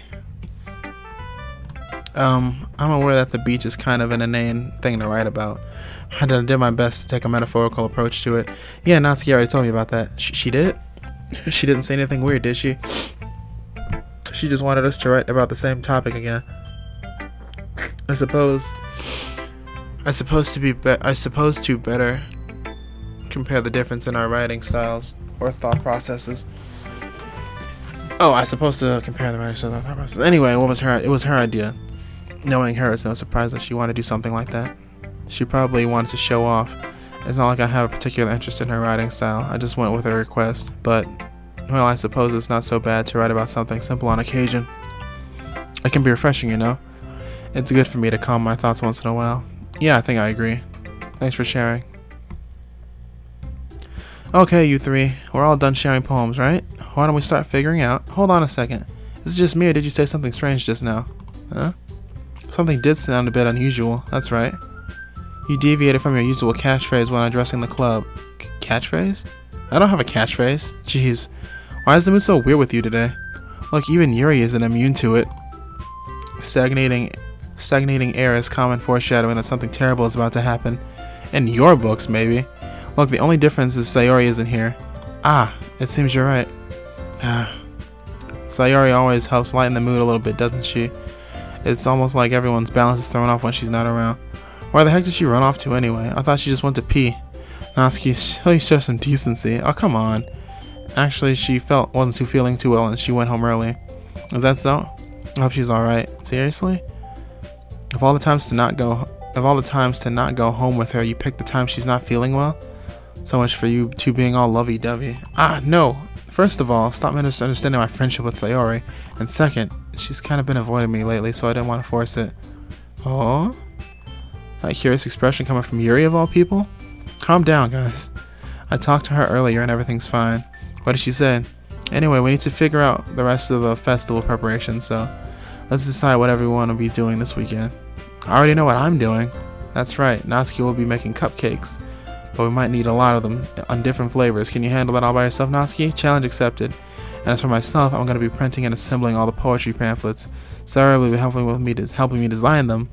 And as for Yuri, you can guys, can you help me come up with something for Yuri?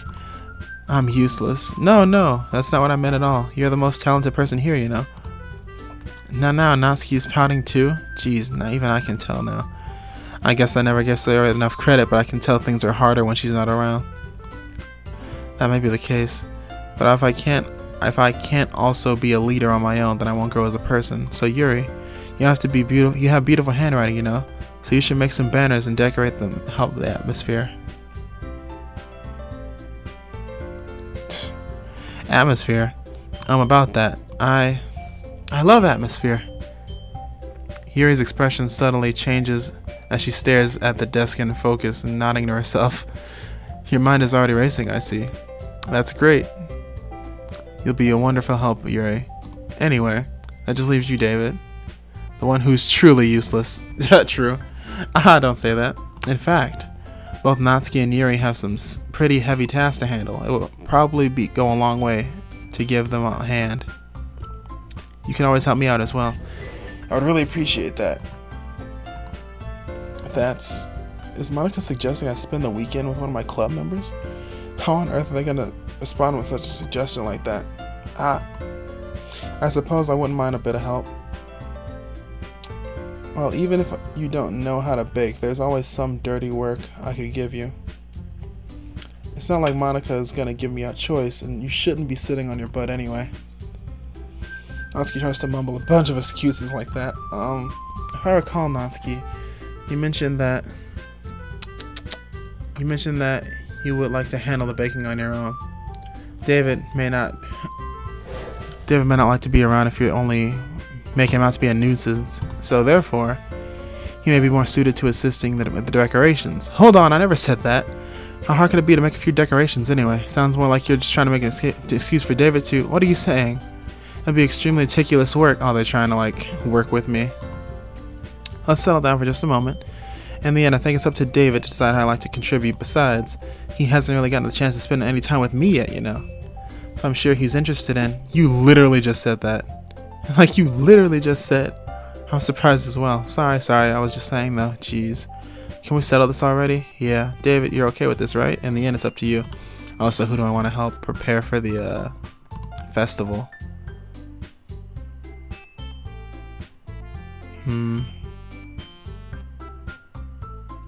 Yeah. Let me, But Monika said Sayori was helping her. Jeez. Do you really hate us that much? No. Sorry, I didn't mean for it to be difficult. Wow, they really swerved that. Okay, so you can't do anything about Sayori now. Okay. Then I'll help Natsuki. I'm already on her route already. Well, baking sounds like it'd be a lot of fun. And you guys made it sound like a lot of work, so you probably use 2 people. Don't worry, baking is a ton of fun. You'll definitely agree. Just a minute ago you were saying that... Well, that's because... Never mind, okay? Well, anyway, you'll be fine by yourself, right, Yuri? Of course. I'm used to it after all. Aw. That's good. Even though Yuri is being melodramatic, it's a little hard to not feel bad. So that's everything, right? Anything else we need to talk about? No, I think that's it. Are you all excited? Yes! Everything except for the performance is going to be awesome. I don't think that really counts. What about you, David? Me? I guess you could say I'm interested in how it'll turn out. That's good enough for me. What about you, Yuri? Yuri? She's still sulking. Aw, poor Yuri. Natsuki's pouting too. It's not like it's a big deal or anything. Well, it might not be just that then. I think that Yuri just might be feeling a little unappreciated in general. Having to come up with something for her to do, then nobody offering to help. That doesn't mean... Natsuki glances back and forth between everyone with a worried expression. Look, Natsuki goes over and puts her hand down on Yuri's shoulders. Yuri, you're really the most talented one here, and you're gonna help make the event a lot more welcoming. I mean, the cupcakes will probably help a lot too, but you're gonna help the atmosphere be special. That'll be really important for the way people feel during the performances, so you need to stop being dumb and give yourself a little bit more credit. Natsuki releases her hands and turns around to face the other direction. You didn't really mean that, did you? Not really, but... Wow, really? Okay. Natsuki of all people trying to say such encouraging things, but I begin to understand. Natsuki was trying to sound like Sayori. Even if it didn't work perfectly, I can tell she tried to say something Sayori would say at a time like this, because Sayori always helps everyone smile and feel good about themselves. I'm sorry for being dumb. I'm gonna do my best. And all of us are gonna make this event great. Oh my goodness.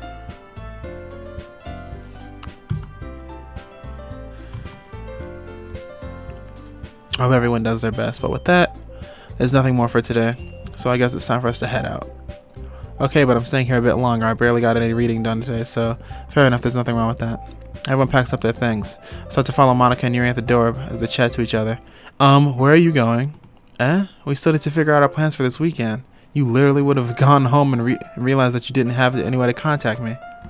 Oh, that's true. I have no idea how that slipped my mind. Jeez, good thing I stopped you. I'm giving you my number, okay? You better not make it weird or anything. Why would I do that? Natsuki gives me her number. Okay, I'm coming over on Sunday. I'll bring all the ingredients. Wait, you're coming to my house? Well, yeah. What's wrong with that? I mean, just figure that since I'm the one helping, I should be going to your house. Yeah, right. Like I would have a guy over my house. My dad would kill me. Really? That's kind of strict if you ask me. Yeah, well, how do you think I feel? I can't do anything when my dad is home. Anyway, I just need to complain for a second. We have each other's numbers now. That's all I needed from you. I guess I'll text you when I'm coming over. Alright, fine by me. Yeah. I'm really gonna show you why y'all love baking so much, so you better look forward to it. Oh? Didn't you say you were gonna leave me the dirty work? Well, I was just saying that. It's not like I could act like that in front of everyone. I was looking forward to this. Wait, really? Well, kind of. Just because I never got to bake with anyone before. That's all it is, so alright, I get it. Sorry for overreacting. Anyway, I'll be heading out now. See you on Sunday. Never mind. Oh, she wanted to walk with me. Daddy issues! I can't believe this. Natsuki is going to be coming to my house on Sunday, even though I would have preferred to do this with Sayori. My anxiety shoots through the roof. Guess I've gotten pretty used to handling her this moment. But who knows what might end up happening in school for outside of the school. She even told me she was looking forward to it. I shook my head. Why do I feel nervous that Sayori finds out about this? It's not like she feels that way about each other. Besides, like Monika said, this is about the club. I have nothing to worry about. Even if I go along with it, I'll have a good time. Sayori is so fucking dead. God damn it. It's already Sunday. Wow, okay, that time skip. I'm guessing this, okay. This whole thing is like a week. This whole thing is a week. Let's see. I've been getting increasingly anxious about Natsuki's upcoming visit. I keep telling myself there's no reason to be nervous, but it doesn't help much. I wonder if she'll act any differently when it's just the two of us. Meanwhile, she's been texting me a lot. We sent each other one after exchanging numbers to double check. Turned into a conversation.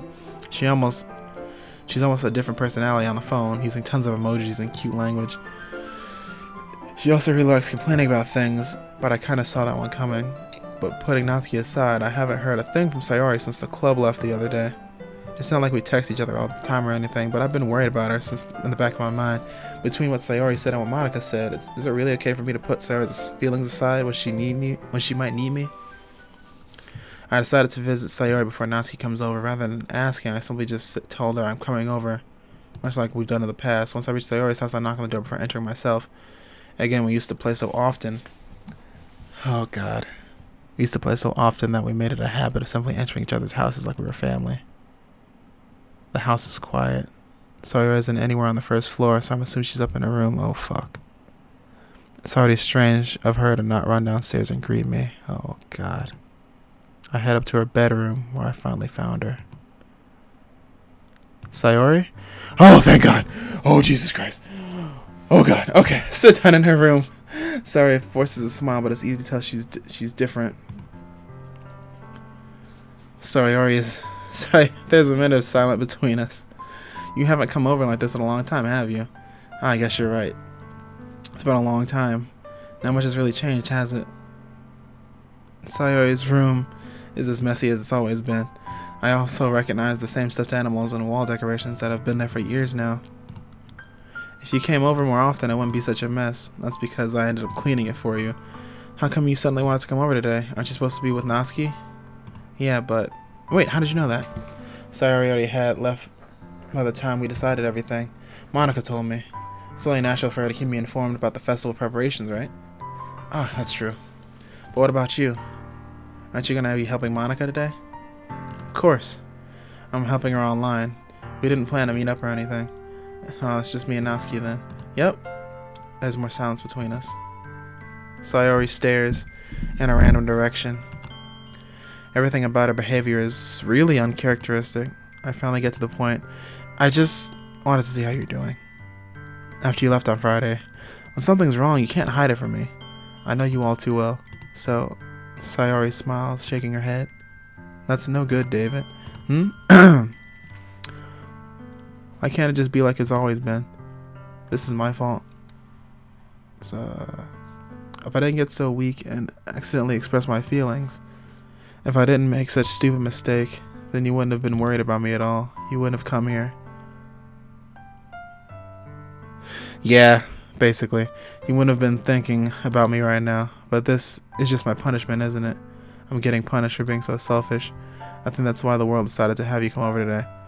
That wants to torture me. Oh, I mean, yeah, seriously, like after, even if I didn't know the ending, even if I didn't know what happens to her, I would have put it together by now. She's literally talking like how people talk. She's literally talking that way. Like super similarly. It's crazy how alike she's talking like that right now. I grab Sayori by the shoulders. What on earth are you saying? Are you listening to yourself right now? I know something happened to you. There's no other explanation for you to be like this. So tell me already. Until I know, I won't be able to stop thinking about it. Sayori gives me an empty smile. You really put me in a trap, David, but you're wrong. Nothing happened to me. I've always been like this. You're just seeing it for the first time. Seeing what? What are you talking about, Sayori? You're really just gonna make me say it, aren't you, David? I guess I have no choice this time. The thing is, I've had a really bad depression my whole life. Did you know that? Why would you think I'm so late to school every day? Because most days I can't even find a reason to get out of bed. What reason is there to do anything when I know fully well how worthless I am? Damn, Jesus Christ. Why go to school? Why eat? Why make friends? Why make other people put their energy and care to waste? Why make other people put their energy and care to waste by having them spend it on me? That's what it feels like. And that's why I want to make everyone happy, without anyone worrying about me. I'm in shock. I can't even figure out how to respond.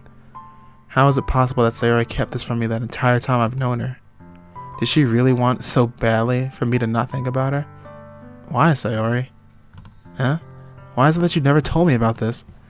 It almost feels like I've been betrayed by a close friend.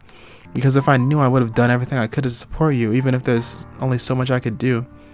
I would have tried a little bit harder every day to make things better for you. That's why I'm your friend. All you had to do was tell me. You don't understand at all, David. Why do you think I didn't tell you? Because if I told you, then you would have wasted effort caring about me instead of doing important things I don't want to be cared about. It's bittersweet when people try to care about me. It feels nice sometimes, but it also feels like a bat being swung against my head. That's why I wanted so badly for you to make friends with everyone else. Helping everyone be happy together.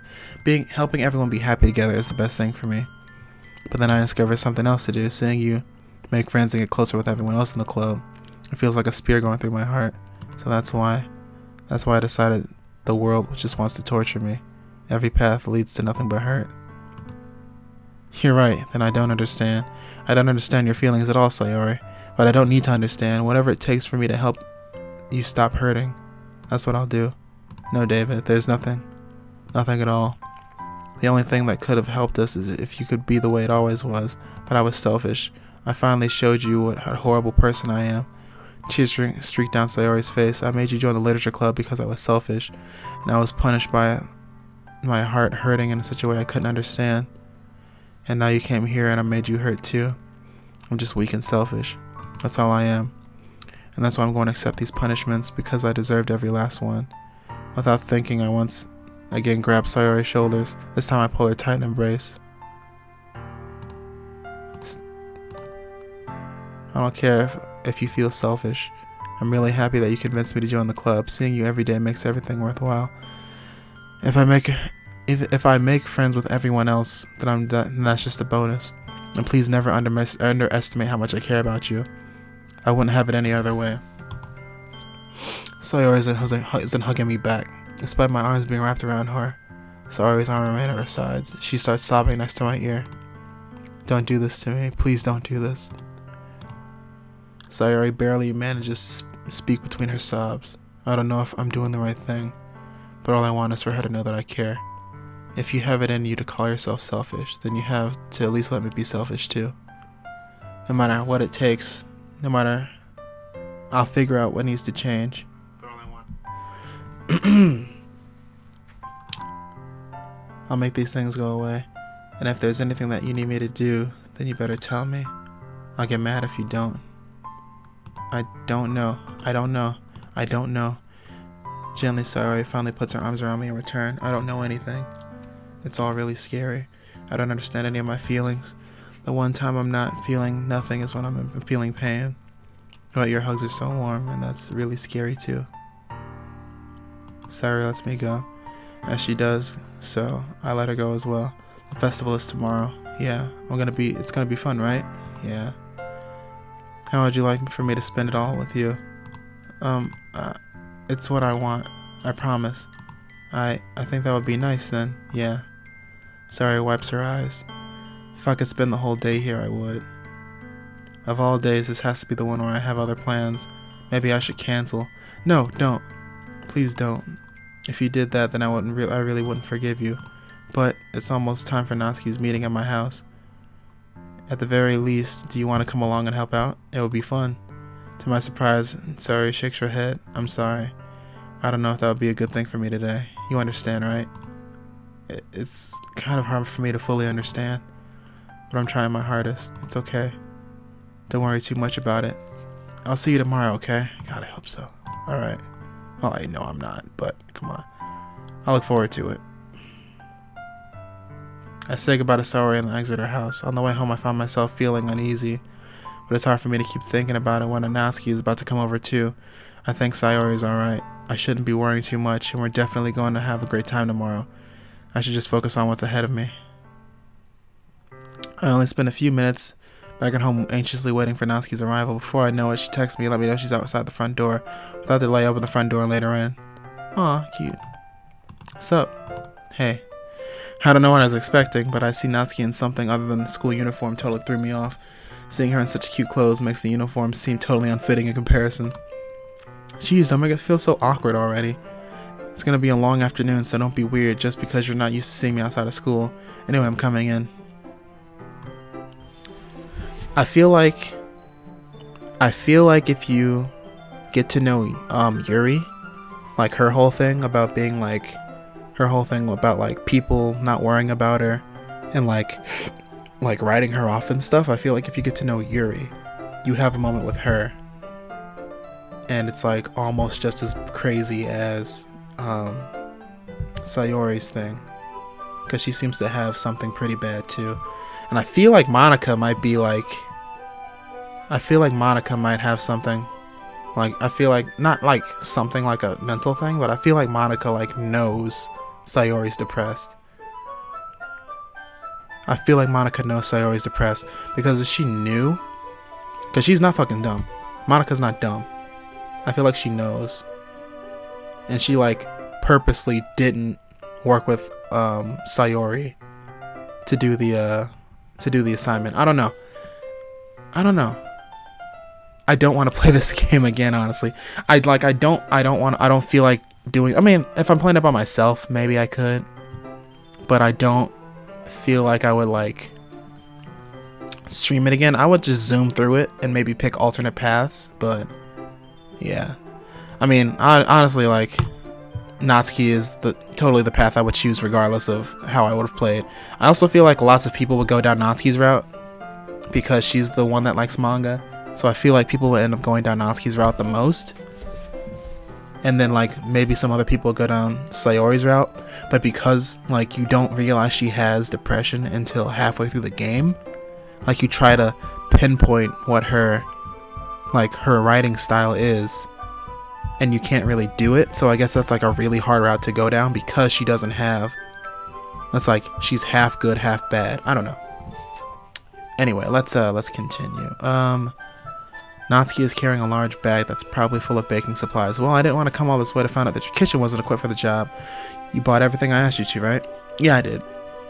Yesterday, Natsuki asked me to buy a bunch of ingredients, but if I didn't have them already at home. Good. Glad I could count on you to do your part. Well, of course. I'm surprised to hear Natsuki suddenly say that rather than something snarky like she usually does. Could it be that she's a little different from our school after all? Anyway, let's go to the kitchen. What, you're not gonna offer to take this heavy bag from me? Where's your hospitality? Oh, come on. Since what do we? I need to be a gentleman. I grab the bag Natsuki holds out to me. This is ridiculously heavy. I carried it all the way here. Are you impressed? I see now. Yeah, I'm impressed. It just seems like I always underestimate you. It's because I'm so small, isn't it? Jerk. Natsuki hits a fist into my chest. Hey. Your size has nothing to do with it.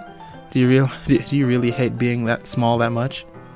It's not like I hate it. I mean, sometimes I like proving people wrong when they only think I'm worth my size. It's fun when I get to be small and also better than other people, but she's never mind. What are you making me say? Don't think you can make me talk about weird things just because we're not at school. We're getting started or what? There's lots of stuff to teach you. What? That's a little bit more like you. You're more fun when you speak your mind like that. Now you're treating me like a kid. I was trying to be a little nicer to you, you know. And just because I don't have a mature and sexy figure like Yuri doesn't mean you should treat me like... Natsuki catches her words. Her face turns red. Natsuki, forget it. I didn't say anything. I should apologize. What? I appreciate you were trying to be nicer. I should have been a little more considerate too. But also, if that's what you were thinking, then you should know that there are tons of guys who are into your body type like yours. How would you know that anyway? Just trust me on this one. Gross. Hey, what's that? Who else? Man. Let's see.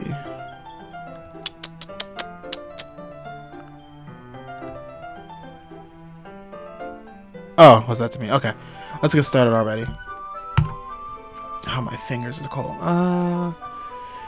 You get all sour when a girl calls you gross. You finally find your weakness, David. Natsuki smiles deviously. Please spare me. Well, if Natsuki decides to dish out more insults like that, there's no way I'm fighting back.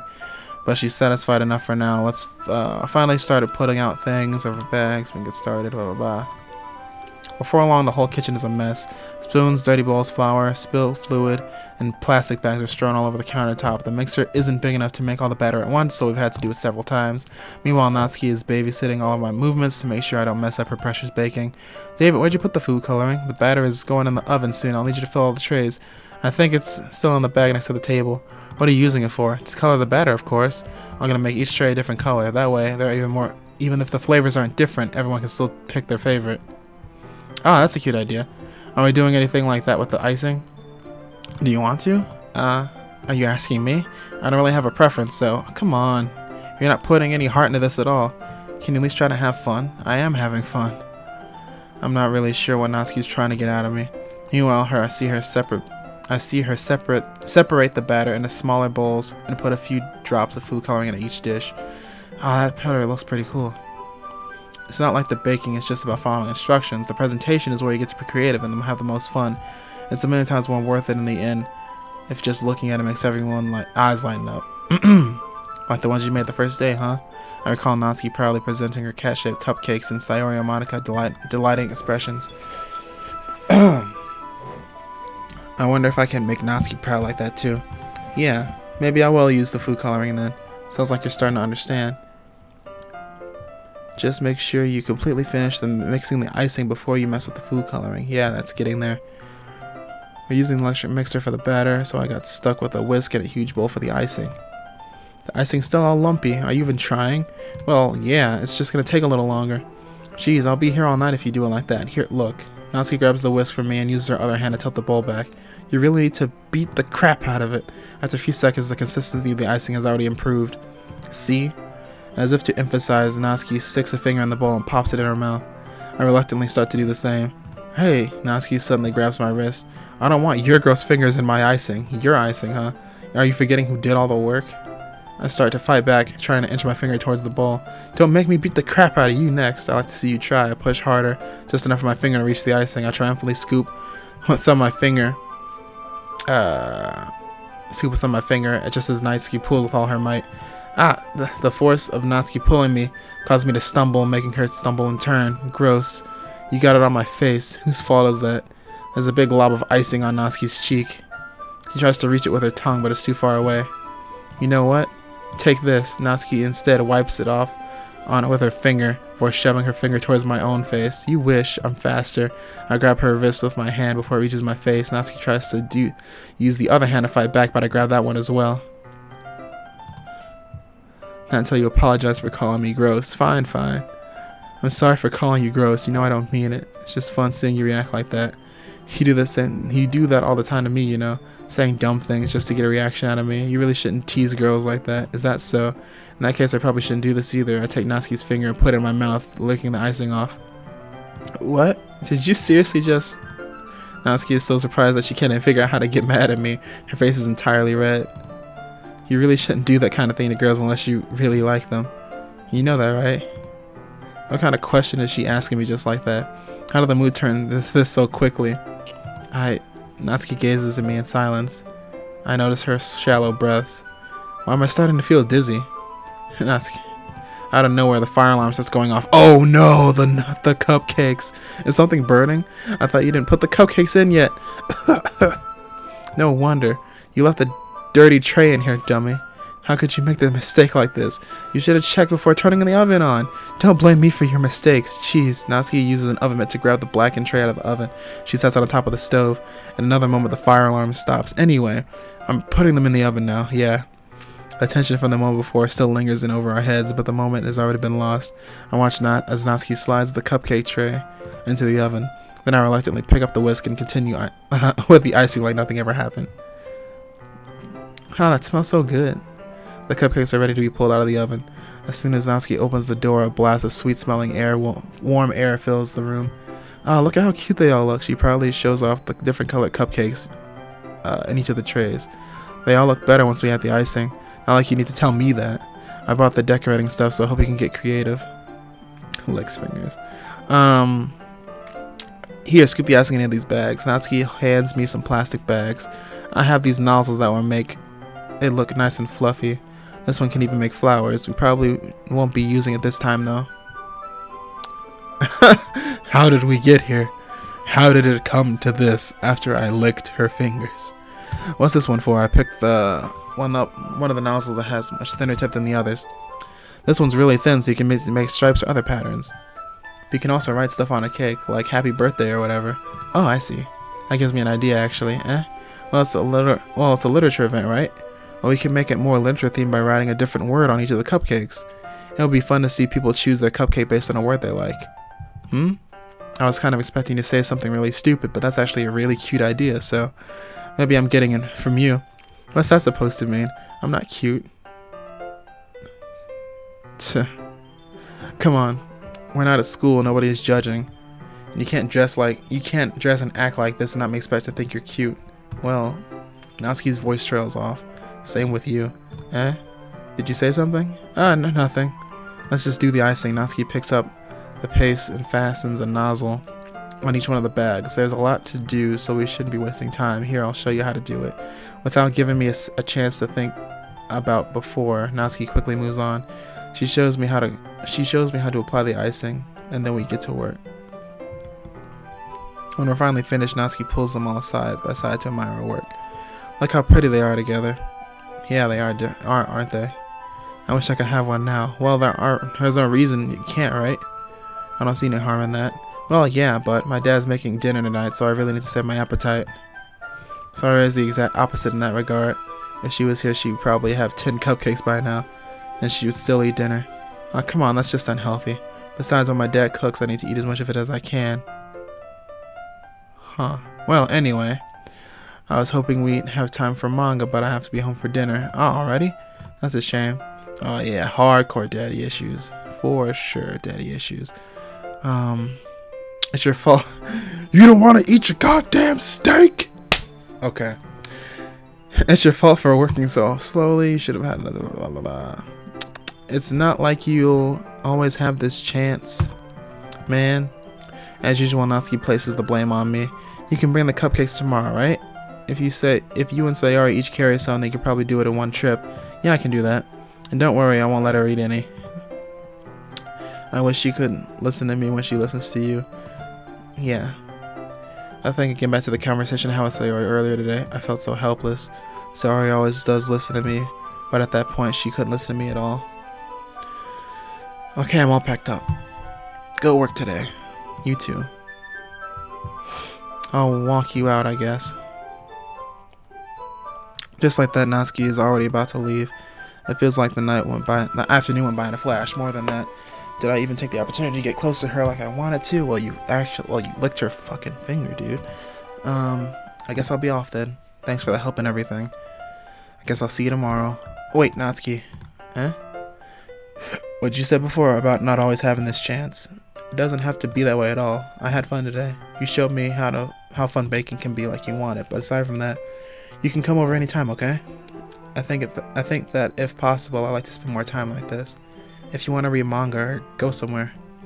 Do you really mean that? Natsuki looks at me tensely like she's trying to hide her expression. Yeah. I want to spend more time with you, David. I thought you only cared about getting this done. Ooh. I'm sorry I have to leave so early today. I really didn't want to. I would really stay here longer if I could. I feel the same way as you, though. Natsuki suddenly gets closer to me. Wait, Natsuki! Standing inches from me, Natsuki looks up at me. I feel her fingers gently clutch at my sides of my shirt as if holding on to me. Her rose-colored cheeks and matching eyes fill my vision along with her slightly parted lips.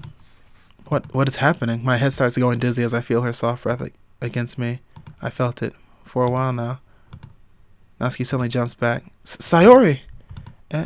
Hi, David. Oh my god. Oh my god. Oh my god. It's okay, David. I just stopped by to say hi. Well, you should have come a little bit earlier. I'm already on my way out, so... Oh, really? That's too bad. Yeah, well, I'll still see you at the festival tomorrow, so it's fine. Just didn't eat any cupcakes before then. Anyway, later, clearly flustered, Natsuki hurries off and waves Sayori goodbye. Sayori, I thought you didn't want to come over today. Well, I tried staying in my room, but my imagination was really being mean to me, so I had to come over here and see it for myself. See what? What are you talking about? You know, how much fun you were having with Natsuki, and how close you got to her. It makes me really happy that you made such good friends. She's lying. That's all that matters to me. Tears start falling down Sayori's face. That's all that matters to me. Why am I feeling this way, David? I'm supposed to be happy for you. Why does it feel like my heart is splitting in half? It hurts so much. Everything hurts so much.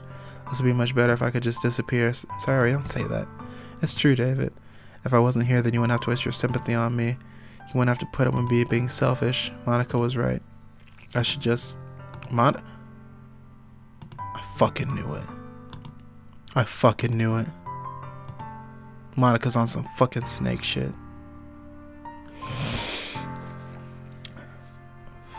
I feel like Monika knew Sayori before she knew. I feel like she found out about the club through Monika. And Monika was trying to steal me from Sayori, quote unquote. I feel like Monika knows more than she needs to know. God damn it. Okay. Caring about you like this isn't the only brand of mine it's making it out to be. It's something that makes me happy. It's something that I wouldn't trade for anything else. So even if it makes the entire lifetime, I'm gonna be by your side until you don't feel any more pain. But Sayori looks away. I put a hand on her shoulder to reassure her. I'm scared, David. I'm really scared. What are you scared of, Sayori? I'm scared that I might like you more than you like me. Sayori, that's true, isn't it? I was weak and started to like you too much. I did this to myself. David, I like you so much that I want to die. That's how I feel. And that's enough, Sayori. I don't want to hurt anyone. I don't want you to hurt anyone. Yeah. I slammed my hand down Sayori's arm and squeezed her hand in my own. Do you remember how I said that I always know what's best for you? Do you still believe in me? Wordlessly, Sayori nods. Even if you don't understand all of your own feelings, I know you need the most right now. And that's what I'm gonna give you. I can't lie to her like that, though. I can't lie to her, though. I just can't lie to her. I don't. Even if that's what she wants to hear, I can't give her that. Because she'll know I'm lying. I can't say that, because then if I say I love you, then she'll see that I'm like having feelings for the other girl. Yeah, I can't lie to her like that. What you need most is for the things to be like they've always been. Monika told me the truth. She told me how much happier you seem after you joined the club. I know you're struggling with some really difficult feelings right now. But let's see. But please trust me that I know what's best and what will make you happy in the end. I promise to get back to the way things will get back to the way they were. I see. Sayori forces a smile through an incredibly pained expression. Is this what it feels like to get stabbed in the chest? I should write a poem about this. Sayori, it's okay. This is just my punishment, remember? For being so selfish. So please don't worry about these stupid feelings. I know you're right. I knew this whole time there was no happiness down that path. That's why I came here, just so I could get the answer I needed to hear. And the other thing, you're also right that I just wanted to go back the way it was. I realize that now. You really do know me better than anyone else. I'll trust you with anything at all. So, Sayori's smile breaks away. All of a sudden, she turns and drops to her knees. Damn. I'm so shocked that I don't know how to react. Sayori. I'm left helplessly laying and standing in front of my own house. Why am I feeling so horrible about this? There's nothing more I could have done. The most I can do is support Sayori through her feelings and help her on the path that's right, but I'm having as much trouble as understanding Sayori's feelings as she is.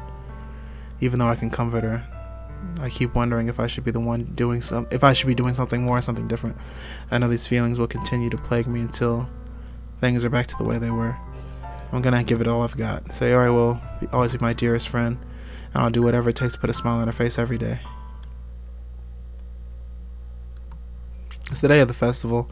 Of all days, I expected this to be the one where I'd be walking to school with Sayori, but Sayori isn't answering the phone. I considered going to house to wake her up, but decided that's a little too much. Meanwhile, the preparations for the event would be nearly complete. I managed to carry all the cupcakes to myself, carefully carrying the 2 trays. Natsuki is already texting up a storm, but I can't respond thanks to my hands being full. Funnily enough, I end up feeling the same way as Natsuki about the event. I'm more excited for it to be over so I can spend more time with Sayori and Natsuki at the festival. But knowing Monika, I'm sure the event will be great too. David, you're the first one here. Thanks for being so early. That's funny. I thought at least Yuri will be here by now. Monika's placing little booklets on each of the desks in the classroom. They must be the ones she prepared. All the poems we're performing. In the end, I found a random poem online that I thought Monika would like, and I submitted it. So that's the one I'll be performing. I'm surprised you didn't bring Sayori with you. Yeah, she's overslept again, that dummy. You think on days like this that's important, she'd try a little harder. I say that, but I'm suddenly remember what Sayori told me yesterday, and all suddenly I feel awful knowing that's nearly not simple enough for her. I only said it because it's what I'm used to thinking, but maybe I should have gone and woke her up after all. You should take a little responsibility for her, David. I mean, especially after your exchange with her yesterday. What the fuck? I left her hanging this morning. Exchange. Monika, you know about that? Of course I do. I'm the club president after all. But I stammer, embarrassed. But did Sayori really tell her about it that quickly? About how I basically turned down her confession? That makes me really seem like the bad guy here. But I'm the one who knows what's best for her, right? Jeez. You don't know the full story at all, so don't worry. I probably know a lot more than you think. What the fuck is she talking about? Monika is being friendly as usual, but for some reason I felt a chill down my spine after hearing that. Hey, do you want to check out the pamphlets? They came out really nice. Yeah, sure. I got one of the pamphlets laid on the desk. Yeah, they really did. Something like this would definitely help out the club more seriously. Yeah, I thought so too. I flipped through the pages. Each member's poem is neatly printed out on its own page, giving it a professional feel. I recognized Natsuki's and Yuki's poems from yesterday. What's this? I flipped to Sayori's poem. It's different from the one she practiced. It's one I haven't read before.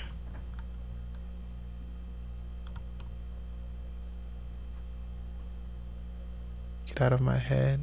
I do what I know is best for you. I listen to everything she said to me. I show you how much I love you. I finished writing this poem, but the one that is first stopped. Oh boy. Oh boy. What's this? David, what's wrong? Nothing. This poem feels completely different from everything else Sayori's written, but more than that, I changed my mind. I'm going to go get Sayori, so... well, alright. Try not to take too long, okay? Oh my fucking Jesus Christ. I quickly leave the classroom. Don't strain yourself, Monika calls out to me. I quicken my pace. What the fuck? What the fuck? She knows. She whole ass knows. It's not a big deal to at least wait for her or wake her up. Even the simple gesture of walking her to school makes her really happy. Besides, I told her yesterday that things will be the same as they always have been. That's all she needs, and that's what I want to give her. I reach Sayori's house and knock on the door. I don't expect an answer since she's not picking up her phone. Like yesterday, I opened the door and let myself in. Sayori? She really is a heavy sleeper. Oh, she's dead as fuck. I can't believe I had to do with walking over to her house. Isn't this more like something a boyfriend do? In any case, it feels right. Outside of Sayori's room, I knock on her door. Sayori, wake up, dummy. There's no response. I really didn't want to enter her room like this. And this is kind of a breach of privacy, but she really leaves me no choice. I gently open the door. Sayori! Oh my god. This is some Danganronpa shit right here. This is a whole ass Danganronpa situation. Like this whole thing right here. This is a Danganronpa thing. What the hell? What the hell? Is this a nightmare? It has to be. This isn't real. This music, oh my god. There's no way this can be real. Sayori wouldn't do this. Everything was normal up until a few days ago. Why? That's why I can't believe my eyes are showing to me. I suppressed the urge to vomit. Just yesterday, I told Sayori I would be there for her. I told her I knew what's best and everything will be okay. Then why? Why would she do this? How could I be so helpless? What did I do wrong? Turning down her confession? That has to be what pushed her over the edge. Her agonized screams still echoes in my ears. Why did I do that to her when I knew she needed me most? Why was I so selfish? This is my fault. I swore. My swarming thoughts keep telling me everything I could have done to prevent this. If I just spent more time with her, walked her to school, gave her what I know she wants out of a relationship, then I could have prevented this. I know I could have prevented this. Screw the literature club, screw the festival. I just lost my best friend. Someone I grew up with. Someone, she's gone forever now. Nothing I can do to bring her back. This isn't some game where I can reset and try something different. Okay. I had only one chance and it wasn't enough. And now I'll carry this guilt with me until I die. Nothing in my life is more important than hers. But I still couldn't do what she needed from me, and now I can never take it back. Never, never, never, never, never. Okay, so that's the bad ending. That's obviously the bad ending. Okay. What the... Oh my god. Oh my god. Okay.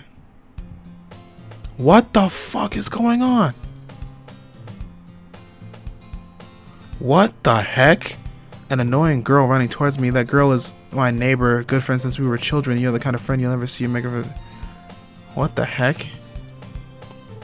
We used to walk to school together on days like that, but starting to get around high school. She's gonna chase after me like this, better off running away. However, I just sigh and let her catch it. Oh my god. What the fuck is going on? What the heck? It's an ordinary... What the hell is this? Winters are usually the worst, being surrounded by couples and friend groups. Walk to school together. Meanwhile, I've always walked to school alone. I always tell... What the hell? I always tell myself it's about time I meet some girl or something like that. But I have no motivation to join any clubs. I'm perfectly content just getting on by average while spending free time alone with games and anime. There's always the anime club, but that's not any of the girls in it anyway. The school day is as ordinary as ever. Here are my things. Clubs. There really aren't any that interest me. Besides, most of them would probably be too demanding for me to deal with. Guess I have no choice but start with the anime club. What the heck? What the... Oh my god. Monika? Oh my goodness, I totally didn't expect to see you here. It's been a while, right? Yeah, it has. Monika smiles sweetly. We do know each other. Well, we rarely talk, but we were in the same class last year. Monika was probably the most popular girl in class. Smart, beautiful, athletic. Basically, completely out of my league. Just Monika. So having her smile at me so genuine feels a little... What did you come here for anyway? I've been looking for some supplies to use for my club. Do you know if there's any construction paper in here? Or markers? I guess you should check the closet. You're in the debate club, right? About that. Actually, I quit the debate club. Really? You quit? Yeah. To be honest, I can't stand all the politics around the major clubs. It feels like nothing but arguing about the budget and publicity and how to prepare for events. I'd much rather take something I personally enjoy and make something special out of it. In that case, what club did you decide to join? Actually, I'm starting a new one. A literature club. Oh my god, a literature club? That sounds kind of dull. How many members do you have so far? It's kind of embarrassing. There's only 3 of us so far.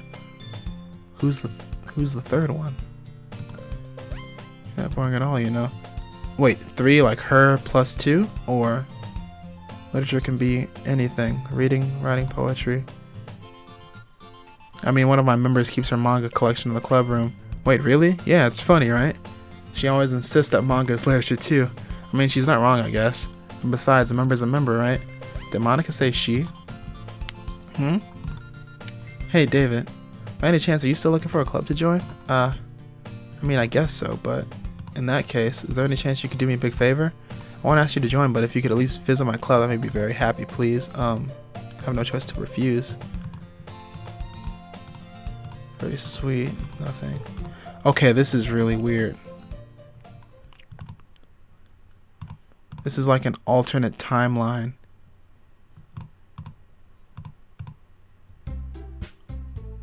Oh boy.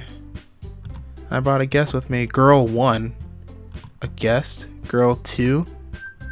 Had to kill the atmosphere. Don't be a Natsuki. What in the world is going on? Monika's boyfriend? Natsuki.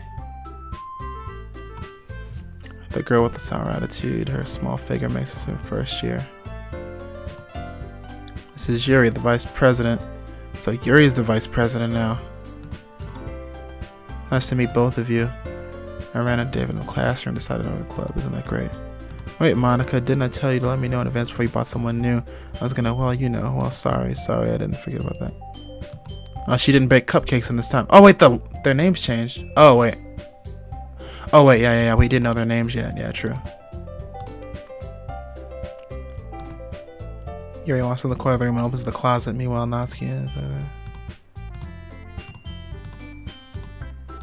Okay, I'm really... What the heck?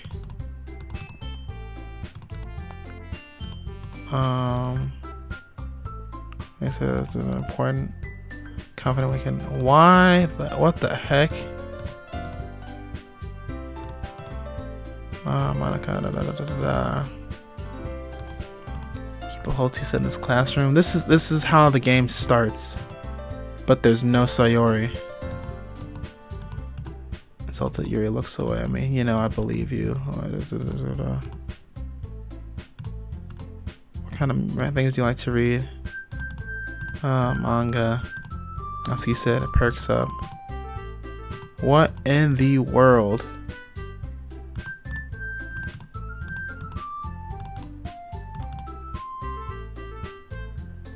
Level of creativity, craftsmanship. I'm trying to see where the differences are, because this is literally how the game started the first time.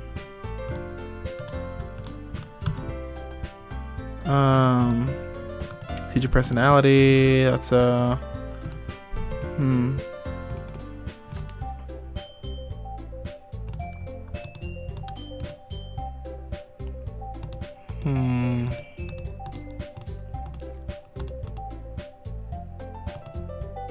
Why do you care? I think it's impressive. Why don't you share some of those sometime? Yeah, I'm just skimming because everything's literally the same as the first time I went through. I'm trying to find where the differences are. Minus Sayori not being here anymore. Okay, this is all the same. This is all the same. My poems of our own. Okay. Okay, let's see.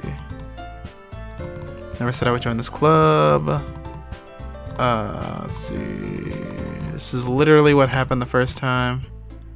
I have enough members to form an official club. We need 4. Been trying to find new members. If we don't find one for festival.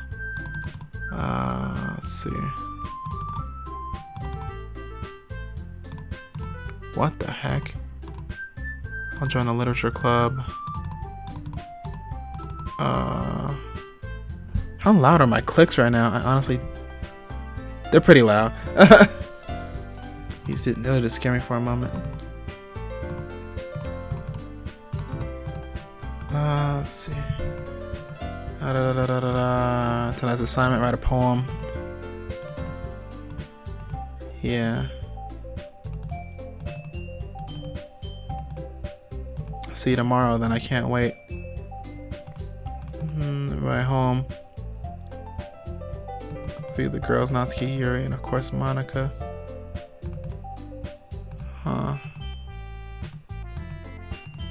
That's weird. That's really weird. You've unlocked a special poem. Would you like to? Oh, do I really want to? I was staying over at my friend's place. There were 4 of us. I drifted off to sleep while everyone was talking and watching TV. In my dreams, I was still at my friend's house. All the difference was there. Nails sticking out of the walls everywhere. There was also someone I didn't recognize, a person that joke. I never laughed. Oh my goodness. Oh my goodness. What the heck? What the heck is going on? What the heck is going on? Okay. So I'm gonna just I'm gonna take the I'm gonna take her out again. Let's see. Tears, heartbeat, fireflies, destiny. Oh, okay. So depending on the words you pick, that'll show who it goes with. Okay. Breathe, sugar, lollipop.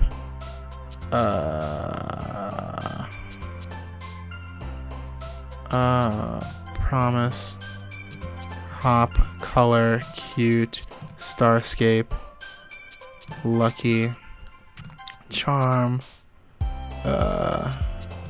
playground, awesome, boop. I didn't notice that before. I wasn't paying attention to that before. You gotta kill them off one by one. I would fucking hate. Dude, are you kidding me? That is probably exactly what happens. That is low-key probably exactly what happens. You gotta kill them off one by one. Oh my god.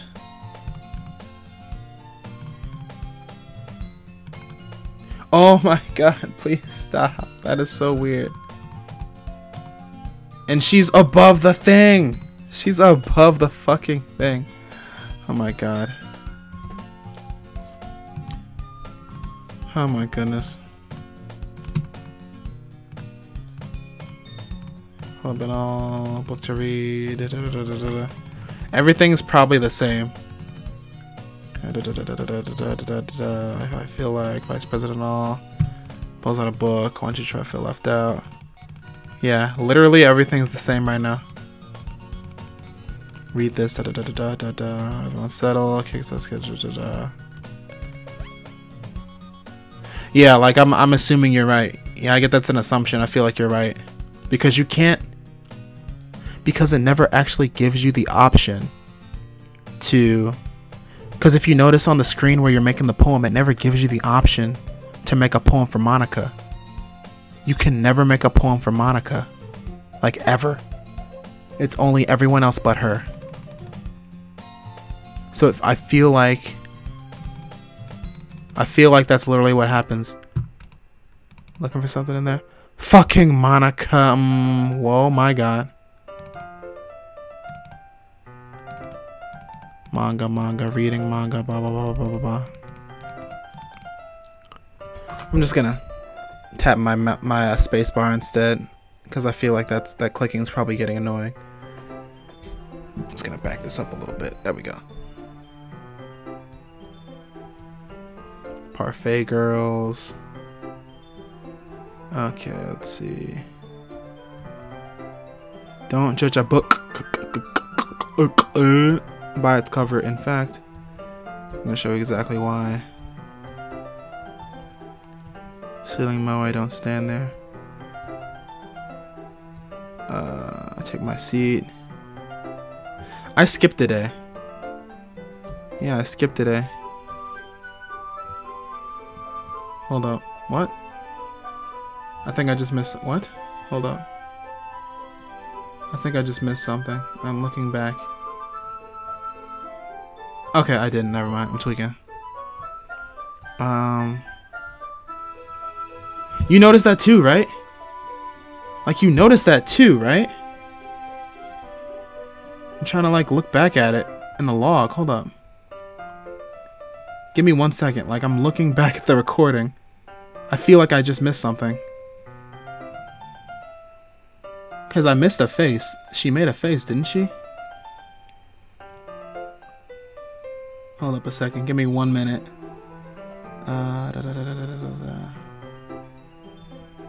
Like, she whole ass made a face. She dead ass made a face, like, really quick. I missed it. There was something. What the fuck? Okay. Never mind. I think I'm tweaking. Okay, Okay, reading the book next to her. Let's see. You don't? Not that. I wouldn't really know. What do you mean? Okay. I got my friends to read this. Da-da-da.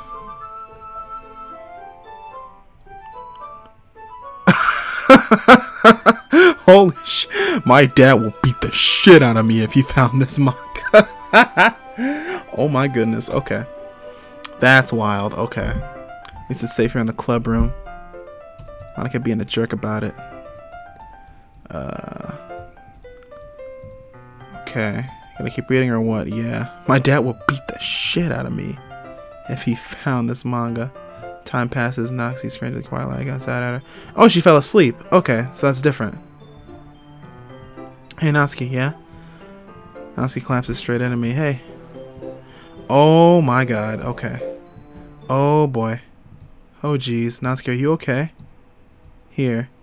Pulls out some kind of protein bar. Throws it in Natsuki's direction. Jesus, the game is just starting. Natsuki's eyes light up again. Sayori tears off the wrapper. Natsuki, I told you not to. Ooh. She doesn't even finish her sentence before stuffing it in her mouth. Don't worry, David. She's fine.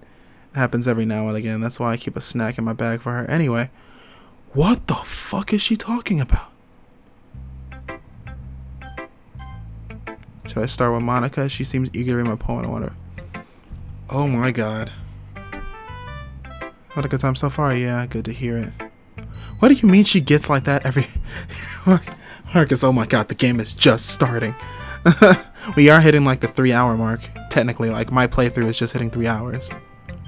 I'm always listening. Don't be afraid to bring stuff up, okay? Keep that in mind. Alright. Well, of course I'll be friends. Anyway, I want to share poems with me. Kind of embarrassing, but I have to. Don't worry. Oh, embarrassed. Okay, hey Monika, my poem. I like it, David. Really? Like cuter than I expected. Oh geez, no. I think of something Natsuki would write. She's a good writer too. Take the compliment. I wonder what would happen if you wrote a poem that would be similar to what Sayori would like. Like if it doesn't fit either of their demographics, but you make a poem that Sayori would like. Natsuki's dad doesn't give her lunch money or leave her any food in the house. She's in a fussy mood pretty often, but sometimes she just loses all of her strength and shuts down, like earlier. This is just malnutrition. It's interfering with her adolescent growth. But hey, some guys are into petite girls, you know. Like the Brian said, what the heck? You sound pretty confident. It's like she says things, and I don't comment on them.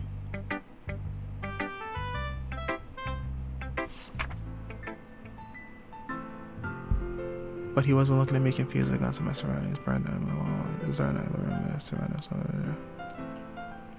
I don't even care about these fucking poems anymore. Hold up. I posted ask for feedback. It's okay. Sounds kind of pretty weird nowadays.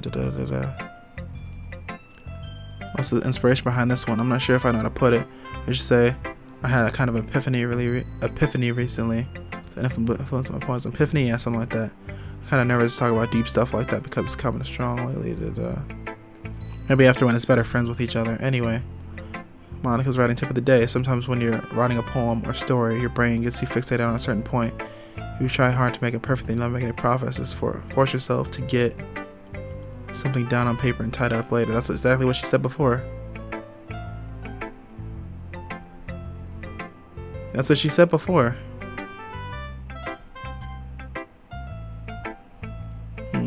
Yuri says in the poem. Sorry, I forgot to start without speaking. Don't force yourself. I'm not pithing the words. Hold up, okay. Yeah, why do you ask? I'm just making sure. It's so bad. No, did I raise my voice? I'm sorry. Here, raise her hands.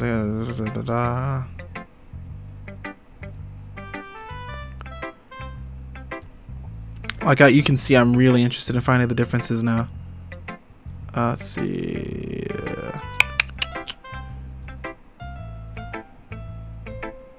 I could be a bit biased though. Biased how? Well, never mind. I shouldn't be talking about people like that. Sorry, it's fine. I'm sure if Yuri has apologized to herself to pre-Natsuki. Mind if I read your poem now? Please do. I'll share my processes. Kind of funny.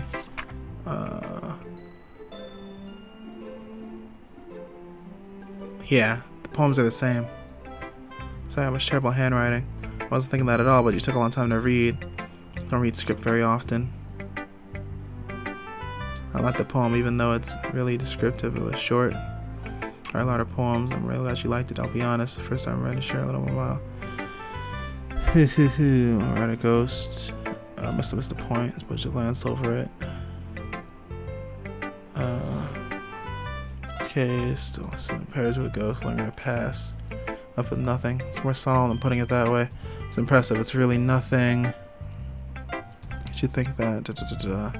I guess I'll keep trying. I'm counting on you.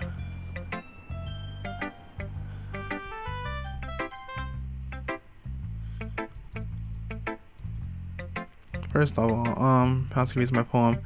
Never mind, I don't feel like giving you my opinion.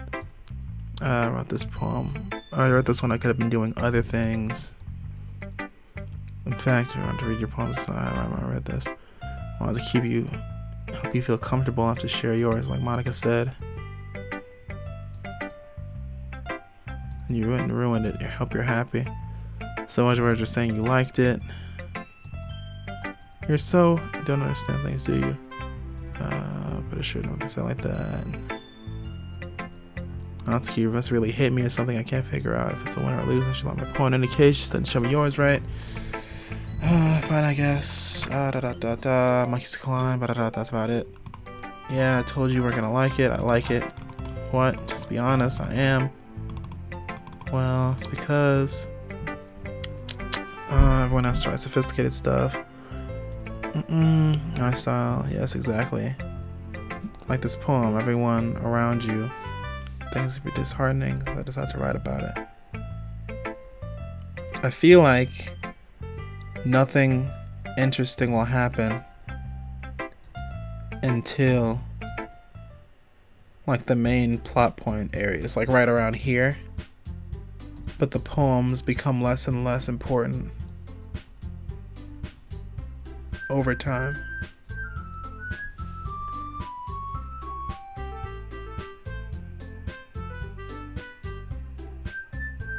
You heard that too, right?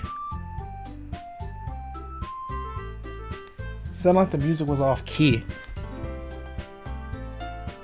That was weird. Whatever. Monika's in her notebook.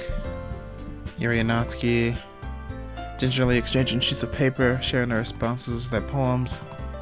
Natsuki froze in frustration, smiles sadly. What's with this language?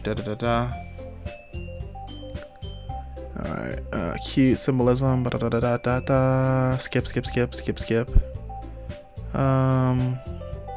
Monika liked it, David too, so based on that. This is when they had their argument, and this is when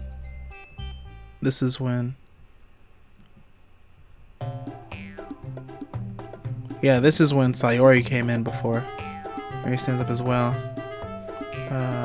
Full of yourself. I know. There was a choice right here.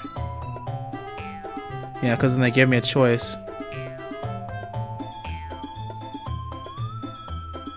So as you look, who's talking? Edgy bitch. Uh-oh. Oh boy, here we go. Yeah, because there's no one to defuse the situation.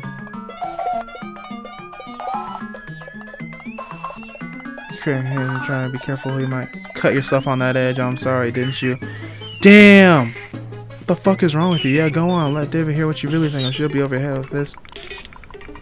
She returns to me as she knows I'm standing at David. She's just trying to make me look bad. That's not true. She started it. Oh my goodness. Natsuki? Yuri? Okay, there's no right answer. I guess I'm just gonna fucking die now. Oh my god. Hey David, why don't we step outside for a little bit, okay? Oh my god.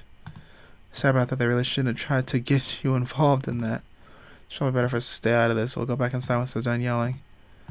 Some president I am, right? I can't even convince my mom this properly. I wish I was able to be more assertive. Oh my god. Put my foot down against others, you understand, right? Anyway, This makes you want to spend less time with others, and that's fine. I'd be happy to spend some time with you instead. Natsuki suddenly runs out of the classroom. She quickly runs away. Oh dear, well I guess it looks like they're done. What the hell? I didn't mean it, I didn't mean it, I didn't mean it. Yuki is walking back and forth, her desk, palms on her forehead. Yuri? I didn't mean it, I believe you.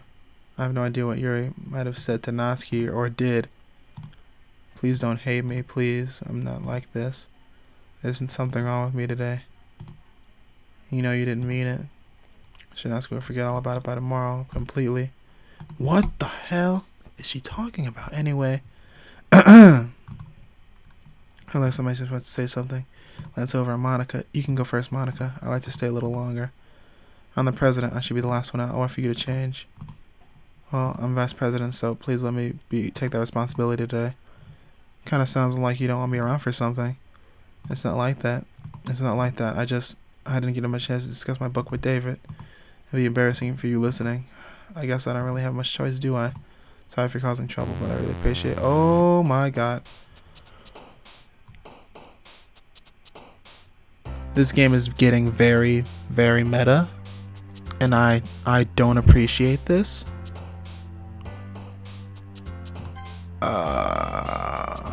Okay. Fluffy, hop, smile. Anime fun. What the heck does that mean? Oh, they knew I would do that, didn't they? Okay. Okay, Bubbles. Bunny. Special. Oh my. Oh, let's just go shiny. Excitement. Melody. Sunny. Calm. Fantasy. Wonderful. Sugar. Oh my. How has it gotten oh my god. Okay. Yuri glances over her shoulder, looking around the room. Natsuki is reading a manga at her desk, and surprisingly Monika isn't here yet. About yesterday, I really need to apologize. Something like that has happened before. Okay, this is new stuff, and something just came over me, I guess. I wasn't acting mentally sound. Please don't think we're usually like this. Not just me, but Natsuki as well. Yuri, I'm happy you were considerate and apologized. You don't have to worry too much, even though I've been here a couple days. I could tell something was off yesterday. Maybe we're just a little extra sensitive because it was our first time sharing poems, but whatever it was, I didn't make it think any less of you. I already had decided there was no way I could be a bad person. Okay, let's just read normally now. David, don't say those kinds of things so frankly. They might make me a little too happy. I'm really glad that you're such an understanding person, and I'm really glad you joined this club. Everything is a little brighter with you around, and sorry what I'm saying right now. Hey, have you guys seen Monika? No I haven't.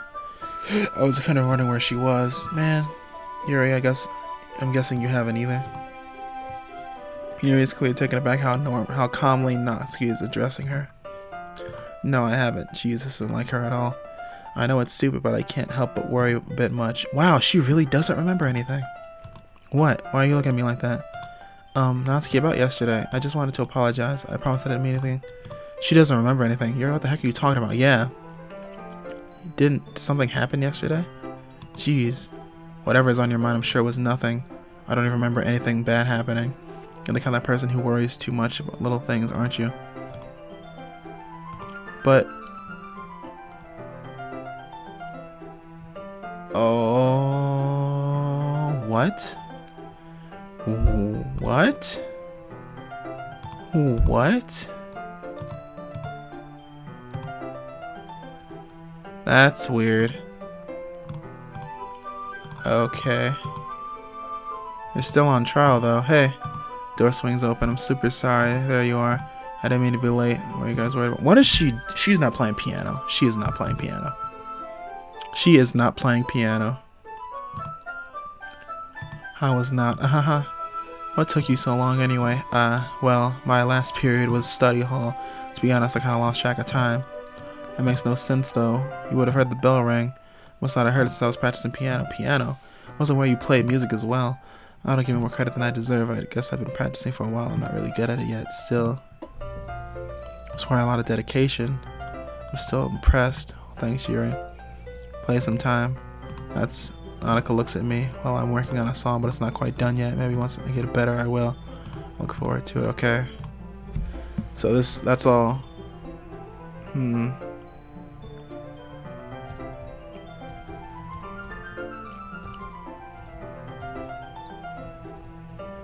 Playing me just like a piano. Oh my goodness. Such a compliments in a good mood. Spent some time together. I mean, the club. I suppose so. She's fine. She's reading over there. See, don't think about her so much. She's used to being ignored. Come on, we're going over there. What the fuck was that? Okay.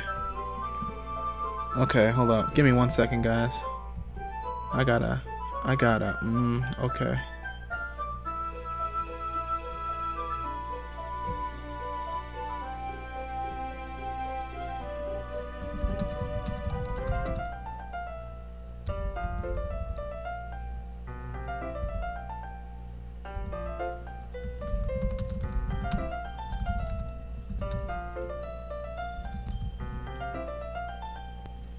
Actually, no. I'm gonna post it a different place.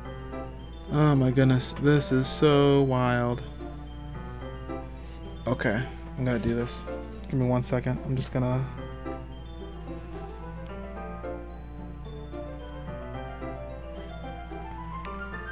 I'm just posting a status. Give me 1 second, guys.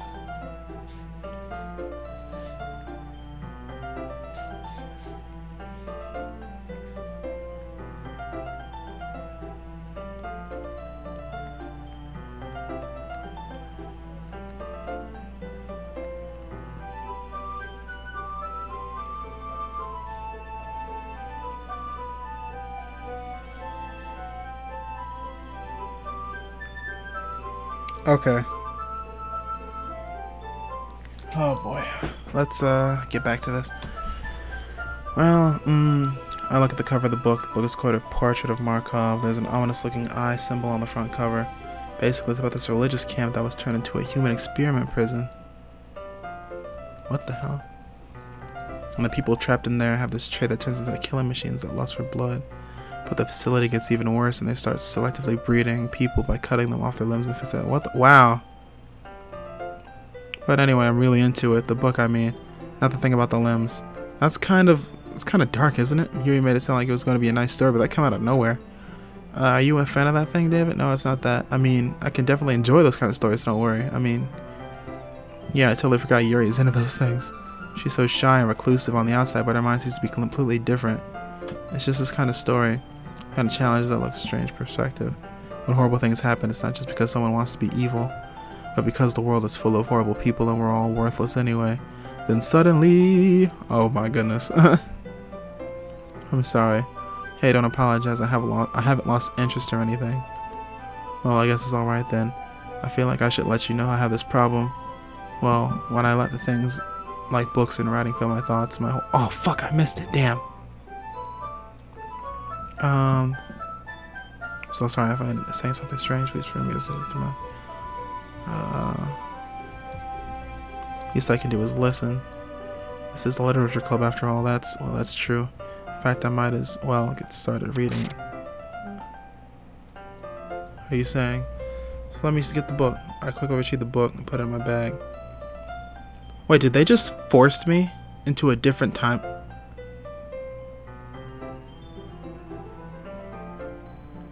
Did they just force me into a different route?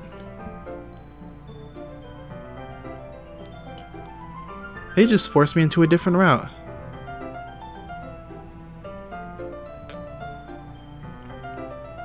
She's not looking at her own book. I glanced over. I just was bathing in the... What? I didn't even press anything. I didn't press anything, and it is now... It took over. Yuri, apologize, don't you? I do. I didn't really mean to. Sorry, I mean... Here, this should work right. I slide my desk until it's up against Yuri's on my book more close between the three of them. I suppose so. Yuri timidly Closes her own copy. They seriously slid me into Yuri's route. They rerouted me hard as shit. I guess that makes it kind of difficult to turn the page here. Wow, that's crazy that they did that. I turn a page. Yuri slides it under her thumb, page after it flips her. Wow, that's crazy. Okay. I'll even closer than before.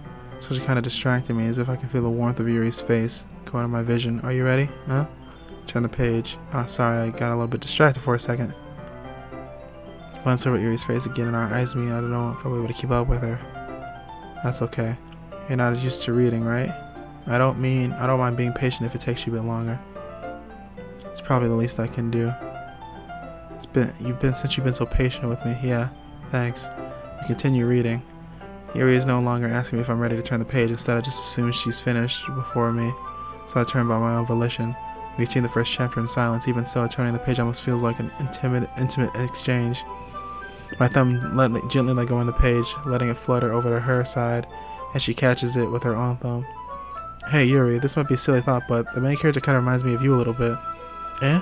No, I can't relate to this character at all. Definitely not. Really? I was just thinking the second guesses things she says. Oh. That's why you were talking about... Oh, sorry. I thought you meant something else about her. Something else? No, never mind. We didn't even get that far yet, so I don't know what came to my head. Yuri, are you feeling alright? It's been a little fidgety since we started reading. You can rest if you're feeling sick or something. Your breathing is a little... By breathing, Yuri puts her hand on her chest as if to feel her heartbeat. I didn't even notice. Anyway, I'm fine. I just need some water. Alright, don't push yourself. Yuri stands up and practically rushes out of the room. What on earth was that about? David, did something happen just now?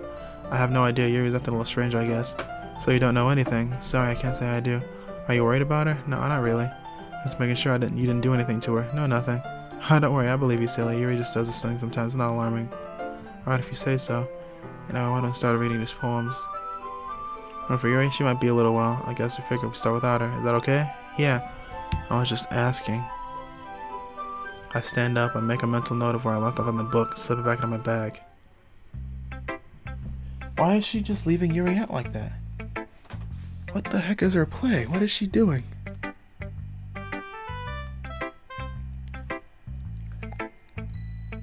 Why is she just starting without Yuri? That's so rude.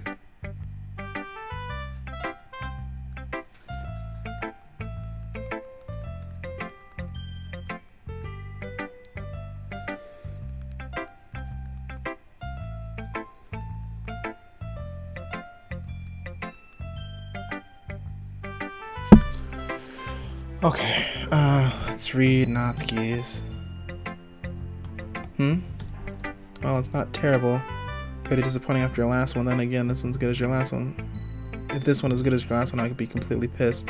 Well, I guess I wanted to try something a little different this time. But you're still new to this one. I wouldn't expect you to find your style right away. You never look right, different from each other. Maybe you should find influence from all of us. For instance, spend time with Yuri today. Not that I care who you spend your time with. After all, I know it's never to expect anything from anybody. So it's like I was waiting for you or anything. Still, you should at least look over my poem. You'd probably be able to learn something from it. What in the world is this? David, why didn't you come read with me today?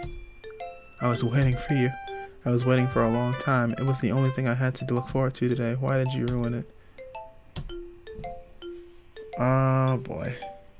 I think you're better off not associating with her. Are you listening to me? Yuri is a sick freak. It should be obvious by now, so just play with me instead, okay? You don't need to hate me, David, do you? Do you hate me? I'm crying. The club is the only place I feel safe. Don't ruin that for me. Don't ruin it, please. Just stop talking to Yuri. Play with me instead. It's all I have. Play with me. Play with me. What in the fucking world was that? What in the fucking world was that?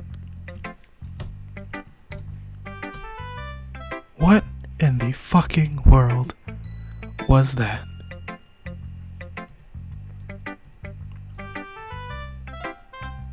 What the heck? I'm like, what? Monika, alright, good job.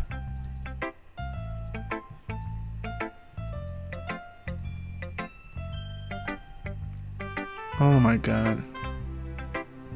Imagery and symbolism.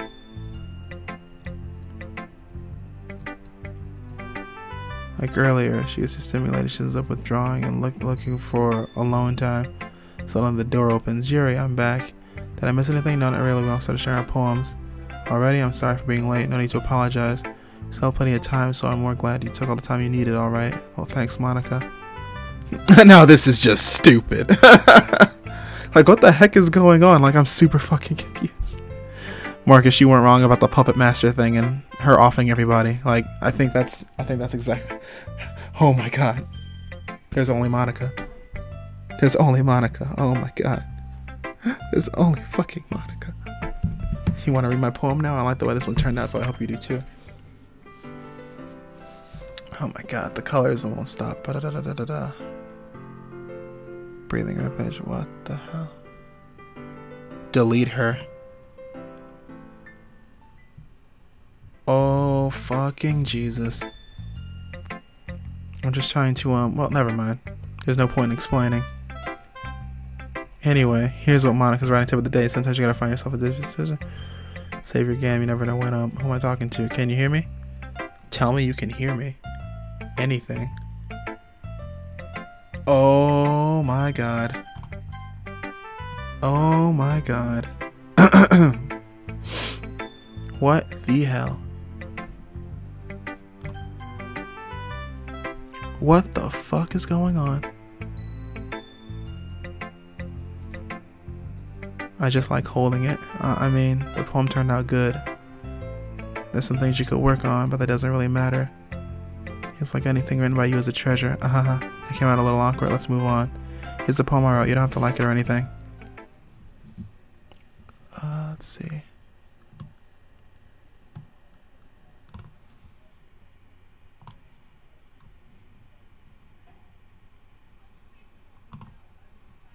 A lot of words.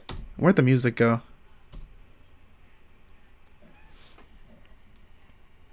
A pen fell out of your backpack yesterday, so I took it out for safekeeping, and just really like the way it writes, so I wrote this poem with it. And now you're touching it. I'm okay. What did I just... Oh god, she's yandere as fuck. Ah, fucking A. Can you hear me? Oh, fucking dicks. Okay, everyone. We're all done reading each other's poems, right? Oh my... What the fuck is going on? I thought she was fucking dead! You shouldn't be here! You're dead! You're dead!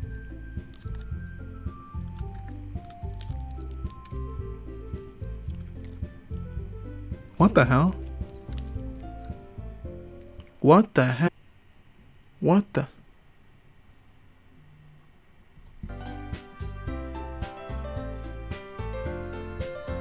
What the fuck is going on? This is so fucking weird. What the heck is happening?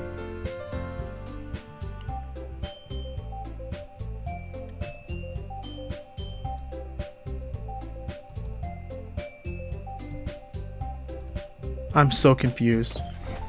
I'm so confused. Oh my goodness. Now everyone's all of a sudden back? What the hell?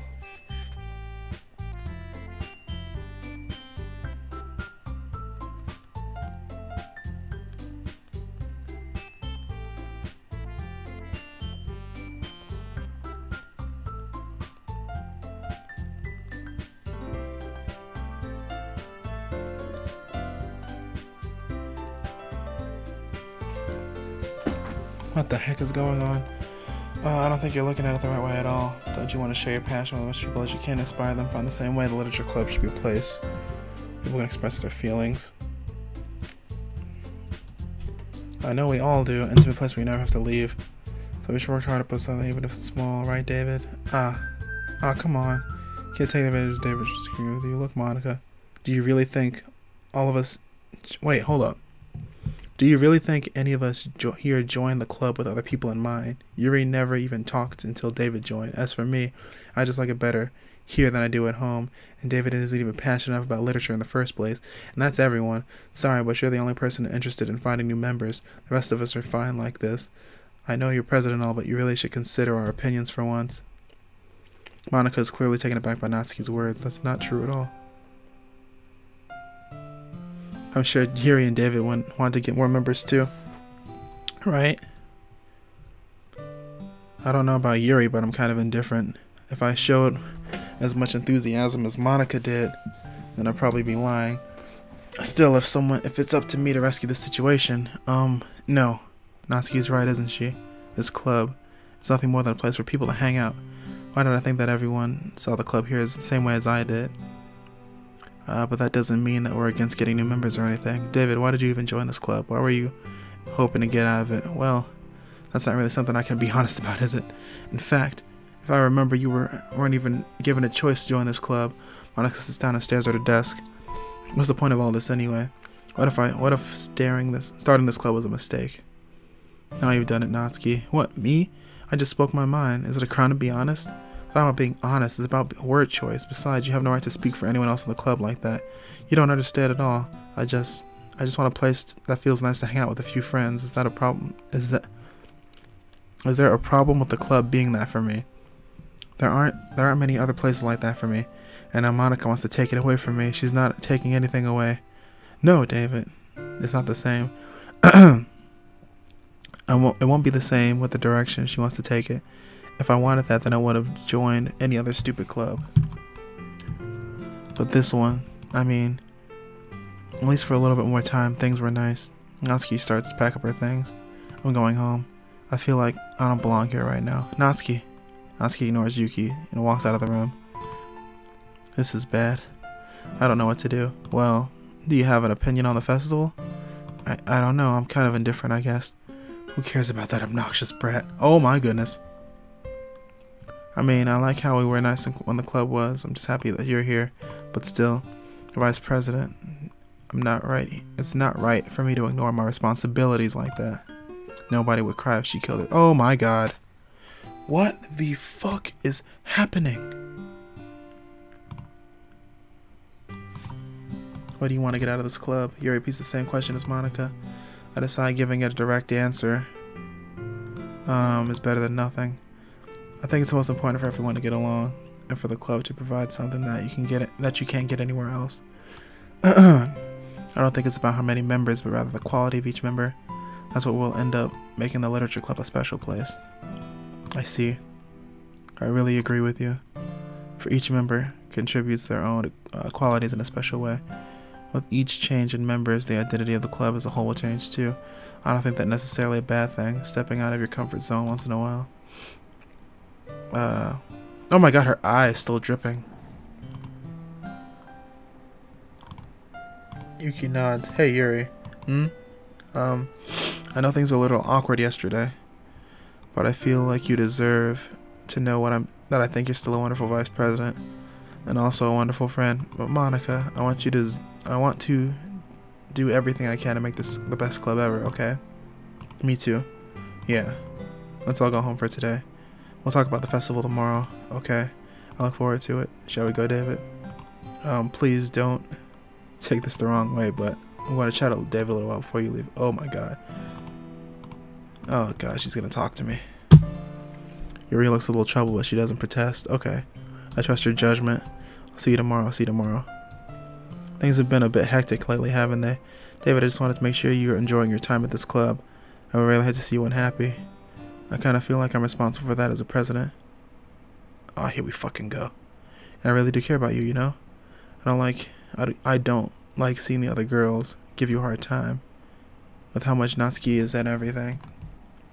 And Yuri being a little, you know, sometimes it feels like you and I are the only real people here. You know what I mean? But it's weird because in all this time you've been here, we've hardly gotten to spend any time together. I mean, I guess it's technically only been a couple days. Sorry, I didn't mean to say something weird. There's just some things I've been hoping to talk with you. Things I know only you can understand. That's why Wait, not yet. No. It's like she's trapped in the game. It's like Monika is trapped in this dating sim.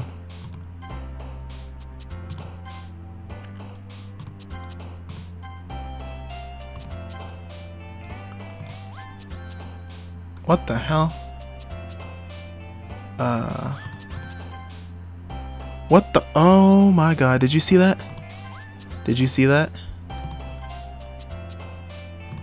Monika's down there.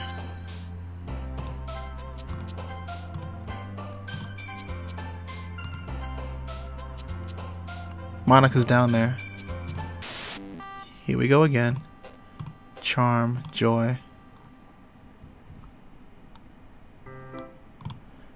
I've been waiting for you. Are you ready to continue reading? I brought my own best tea today. Monika, I told you not to. Is she really late again? Inconsistent as usual. And you always interrupt my conversations with your inconsistent yelling. What are you talking about? You say like I don't. Doing regular places, I wasn't paying attention. Okay, I'm sorry. Seriously, what's gotten into you lately? Look, I did some thinking about yesterday. I was a little bit more hostile than I meant to be. I guess I'm really felt threatened or something. But I know this is something we're doing together. Another new member wouldn't hurt as long as they're cool. I guess another girl will be nice this time, so. Natsuki, nobody cares. Why don't you go look for some coins under a vending machine or something? Oh man, I'm the last one here again. Were you practicing piano again? Yeah, You must have had a lot of determination starting off this club and still making time for piano. Why don't you go find coins under a vending machine or something? Oh my god.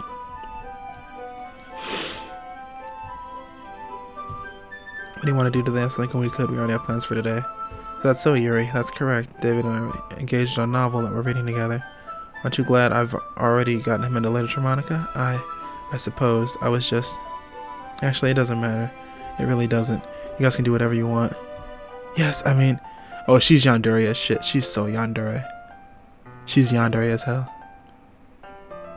Actually, I have a request. Do you mind if I take some tea first? Not at all. Not to mention yourself as well. Yuri stands up and makes her way to the closet. I follow. As she retrieves a small pitcher of water from the shelf, kind of filter inside. Can you hold this for a second? Sure. Yuri hands me the pitcher of water and fetches an electric kettle. I'm going to plug this into the teacher's desk and just go get some water.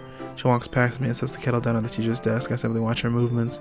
To my surprise, the way she moves really contrasts her speaking mannerisms, especially because of her long legs. Yuri appears elegant and methodical. Okay, man, have the water pitcher? Thanks, I'll be right back. I might as well walk with you. That's okay. You stay here. It won't take long. Pitcher in hand, Yuri hurries out of the classroom. Did Yuri leave you again? No, it's not like that this time. She's just filling up the water pitcher to make tea. Okay. Sorry for misunderstanding. 10 minutes pass. Yuri said it wouldn't take long. Something is holding her up. I'm just waiting here, so I decide to look for her. I swear to God. I swear to God.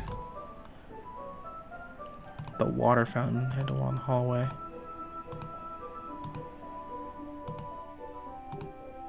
Is she choking herself out? Is she choking herself out at the water fountain? Oh my god. Oh my god. Wait, is the game rewinding? Oh my god.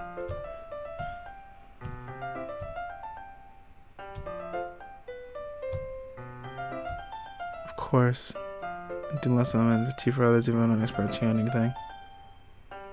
Pressed. Okay. It's been a good mood now. Is that so? I was letting it show and not noticed. Thinking I decided to let my expression a little more.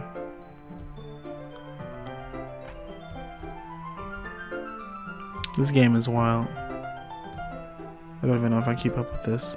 I should pour a cup of tea. I have another question. Do you mind if I sit on the floor today? Why is that? Just a little easier on my back. I can read with my back against the wall rather than bending over. No worries. I just have back pain regularly, so I try my best to manage it. Is that right? I wonder why that is. Was it because my hold up. I missed that.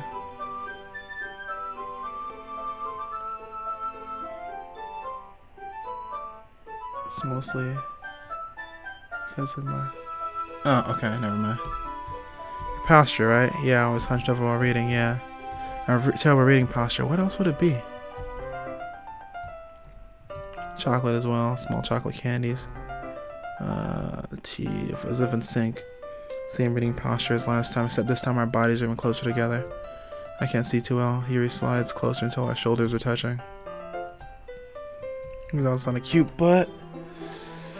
When she's being less apprehensive, it's almost more than I can handle. Your teacup. Yuri hands me my teacup, holding it with my hands. That's not holding the book. Touch her chest. Meanwhile, Yuri hasn't noticed a single thing. She wears an intense reading expression I can only presume when the world has faded away. A few minutes I managed to relax a little, put the teacup between my legs and funnel the chocolate wrapper. Oh, sorry. I briefly let go of the book to open the wrapper. You can have as much as you want. That's okay. I won't take any. Are you sure? Well, if I touch it, I might smudge on the pages. Oh, you're right. I didn't even think about that. My bad. I need to apologize. I'll hold the book, okay? Are you sure? Of course. Ooh, that's a nice one. I like the dust particles.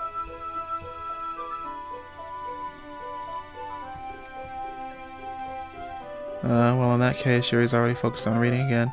I take a chocolate candy and pop it in my mouth. Then I take another chocolate and I hold it up to Yuri. She doesn't even look away from the book. She simply parts her lips as if the situation is completely natural. But that means I can't stop here. I apprehensively take the chocolate and put it in her mouth. Just like that, Yuri closes her lips over it.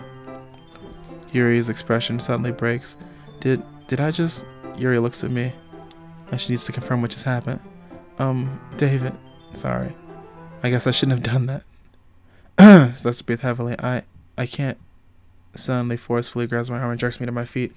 My teacups are getting knocked over. David, my head hurt. My head won't stop pounding. I can't calm down. I can't focus on anything anymore. What the heck? Why is this happening to me? I feel like I'm losing my mind. I can't make it stop. She's yandere as hell. She's yandere as hell. To look at you. Yep, she's super yandere. Look at those eyes. Is this the timeline where she kills me? Is this the timeline?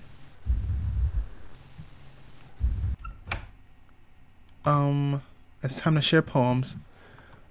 Oh my god, that's weird. That's weird. Finally. That's weird. You let me keep it, please? Sure, I don't care. You're too nice to me. I've never met someone as nice as you. I could die. Well, not really, but I just don't know how to describe it. Wow, okay.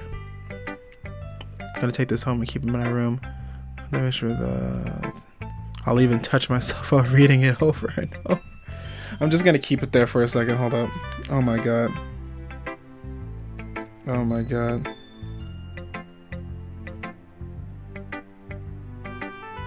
I'm gonna touch myself while I read it over and over. That's really weird. Okay. Alright. I'll give myself paper cuts so your skin oil enters my bloodstream. Oh my god. That's weird. Turns out she's a yandere. Hurry and read it. Oh my god. That's nasty. Oh my god.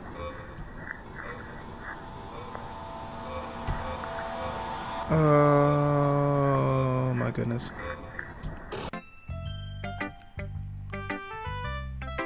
What the hell? What the heck is happening? What the hell's going on with Natsuki? Gross. What is with you two? Not like I wanted to read it anyway. It's just pissing me off a little bit that you didn't even think to show me at all. I guess I'm gonna share my poem with you anyway.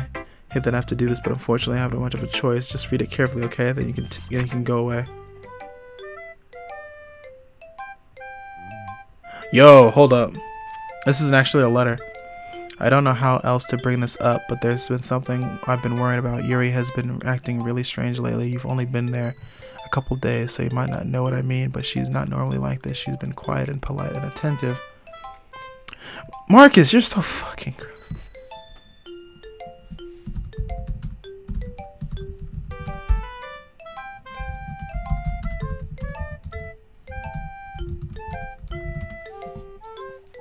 Alright, I've been quiet and attentive and things like that. Okay, this is really embarrassing, but I'm forcing myself to suck it up. Because I'm really worried about her. When I try to talk to her, she'll just get mad at me again. I don't know what to do. I think you're the only person that she'll listen to. I don't know why, but you try to do something. Maybe you can convince her to talk to a therapist. I've always wanted to... Oh my god. I've always wanted to try being better friends with Yuri. And it really hurts me to see this happening. I know I'm going to hate myself later for admitting that. But right now, I don't care. I just feel so helpless. So please, if you can do something to help, I don't want anything to happen to her. I'll make you cupcakes if I have to. Please just try something. Just for Monika, I don't know why, but she's been really dismissive about this. It's like she just wants us to ignore it. So I'm mad at her right now, and I don't know why that's coming. That's why I'm coming to you. Don't let her know I wrote this. Just pretend like I gave you a really good poem. Okay, I'm counting on you. Thanks for reading. She broke the game. I changed my mind. Ignore everything you just read. There's no point in trying to do anything. It's Yuri's own fault for making her so like, oh, can you hear me, David? If you would just spend more time with Monika, all these problems would go away. Yuri and I are too messed up for someone as wonderful as you. Just think of Monika from now on. Just Monika. Just Monika. Just Monika?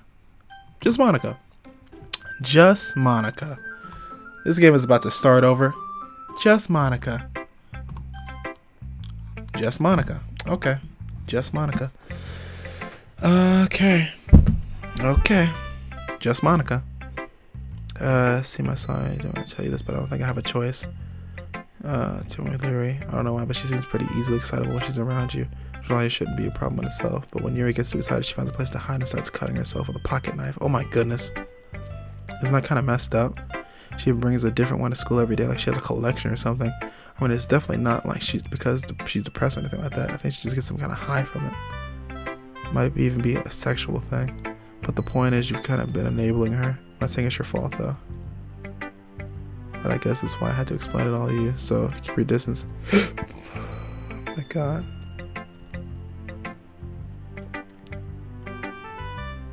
Anyway, don't worry about your poem. Yuri should have used the courtesy of letting you finish sharing it before taking it. Well, whatever.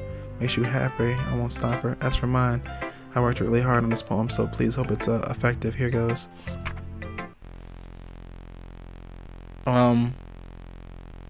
Oh my goodness. I guess it's kind of messed up writing this poem. Yeah, you broke my fucking computer. I was trying to... Never mind. Let's just move on.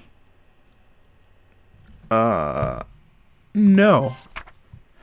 Oh, God. Okay. And we're back. And we're back. Okie dokie. Okie dokie. The fact that this game is still going on. The fact that this shit is still happening. What the heck? I know you're good at that. You're kind of doesn't matter. Do whatever you want as long as I think it'll help. Monika, I'm not useless, you know. I know that. I already know what I like to do. I can't write a successful poetry like the atmosphere of the cages, so I'm gonna make decorations. See? What's that? Something to do. What about David? David is gonna help me. Wait, you? You have the easiest job, Monika. Sorry, but that's just how it is. Like hell it is. What are you trying to pull? I agree with Nazi. Oh, like your work already. But my task is labor intensive. Mine too. What about your cupcakes, please? Like you would fucking know. All you care about is how to drag David along with you in your stupid books. You and Monika. Hey. Okay, then why not let David decide who to help instead of abusing your power? I'm not abusing my power. Yes, you are, Monika. Just let David have the choice, okay? Okay, fine. Fine. Jeez. David, I know you're fed up with these two by now. Can we just... Natsuki, shut your fucking mouth and let him decide for himself. You shut your mouth. Jesus Christ, this is never gonna end. Just make a choice, okay? Wait, hold up. Did my mouse just low-key... Did my thing just low-key go towards Monika? Can meet to the house this weekend. Is Sunday okay with you? Are you fucking kidding me? This isn't fair at all. It's okay, Natsuki. This is what he chose. No, it's not fair. Giving us all the work and having David for yourself. What a shameful thing to do. Yuri, I didn't give you any work. You decided it for yourself. You're being a little unreasonable here. I'm being unreasonable? Monika, I believe how delusional and self-important you are, and pulling David away for every time you're not included in something. Are you jealous? Crazy? Or maybe you just hate yourself so much that you take it out on others. Here's a suggestion for you. Have you considered killing yourself? Or maybe, oh my god, or maybe beneficial for your mental health. Yuri, you're scaring me a little. Natsuki, let's just go. I don't think she wants us around right now. See, that wasn't very hard. All you want to do is spend a little time with him. Is that much to ask? Yuri follows Monika and Natsuki to the door. Hey, David. Yuri is really something, isn't she? Monika giggles as Yuri pushes her out the door. Finally. Finally.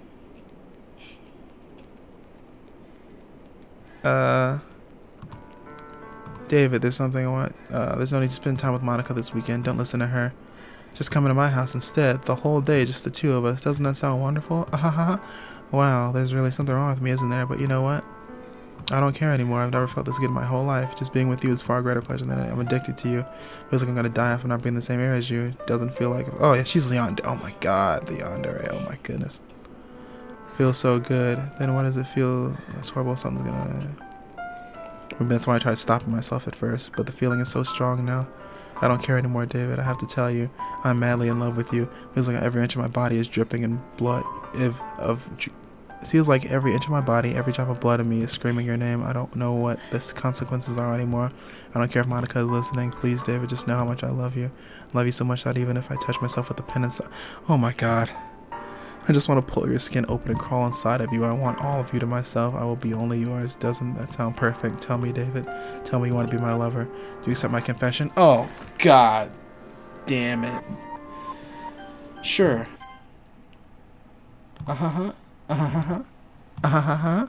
Oh boy.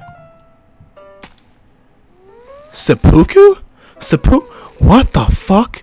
What the fuck is going on? What the fuck is going? Oh my god. Oh my god. Oh my god. Oh my god. Oh my god. Did she? Oh my god. Are you fucking kidding me? Are you fucking kidding me? Are you fucking kidding me? Why are you having me click still? Why are you having me do stuff still? What the heck? Why is this so long? Why am I looking at this still? What the fuck is going on? This is the longest sequence. What the heck is going? Why? Why? Can I please stop looking at this, please? Is this done yet? Is this done yet? Is this done? Is this all different? I don't know if it's looping. I feel like it's looping. Hold up. P U square question mark E I. It's not looping. It's just a lot of gibberish. What the fuck's going on? Can we stop, please? Can this please end? Is this done yet? Is this done? Is it done? Can we please cease? Is this over? You hear me clicking my mouse, right? It's not done yet. This is so fucking stupid. Is this... Oh, wait. Skip. I forget. Wow. Wow. They are... I'm mad they actually made me remember that there was a skip button. They made me remember there was a skip button. Am I just gonna watch her body fucking rot on stream right now? Am I just about to watch her body fucking rot on stream? Oh my god. Are you fucking kidding me? The blood is drying. Really? Oh my god. I'm gonna post a tweet. I'm gonna just let this happen. Because this is fucking unnecessary. This is fucking unnecessary. This is so fucking dumb. Oh, wait. No. Oh, it's done. Okay. Alright, it's festival time. Wow, you got here before. Wow. Oh. She sees. Oh. Natsuki runs away. Monika, I'm here. David, did something happen? Natsuki ran past me. Oh. Oh. Well, that's a shame. Well, you're here the entire weekend? Oh, it was the whole Nats.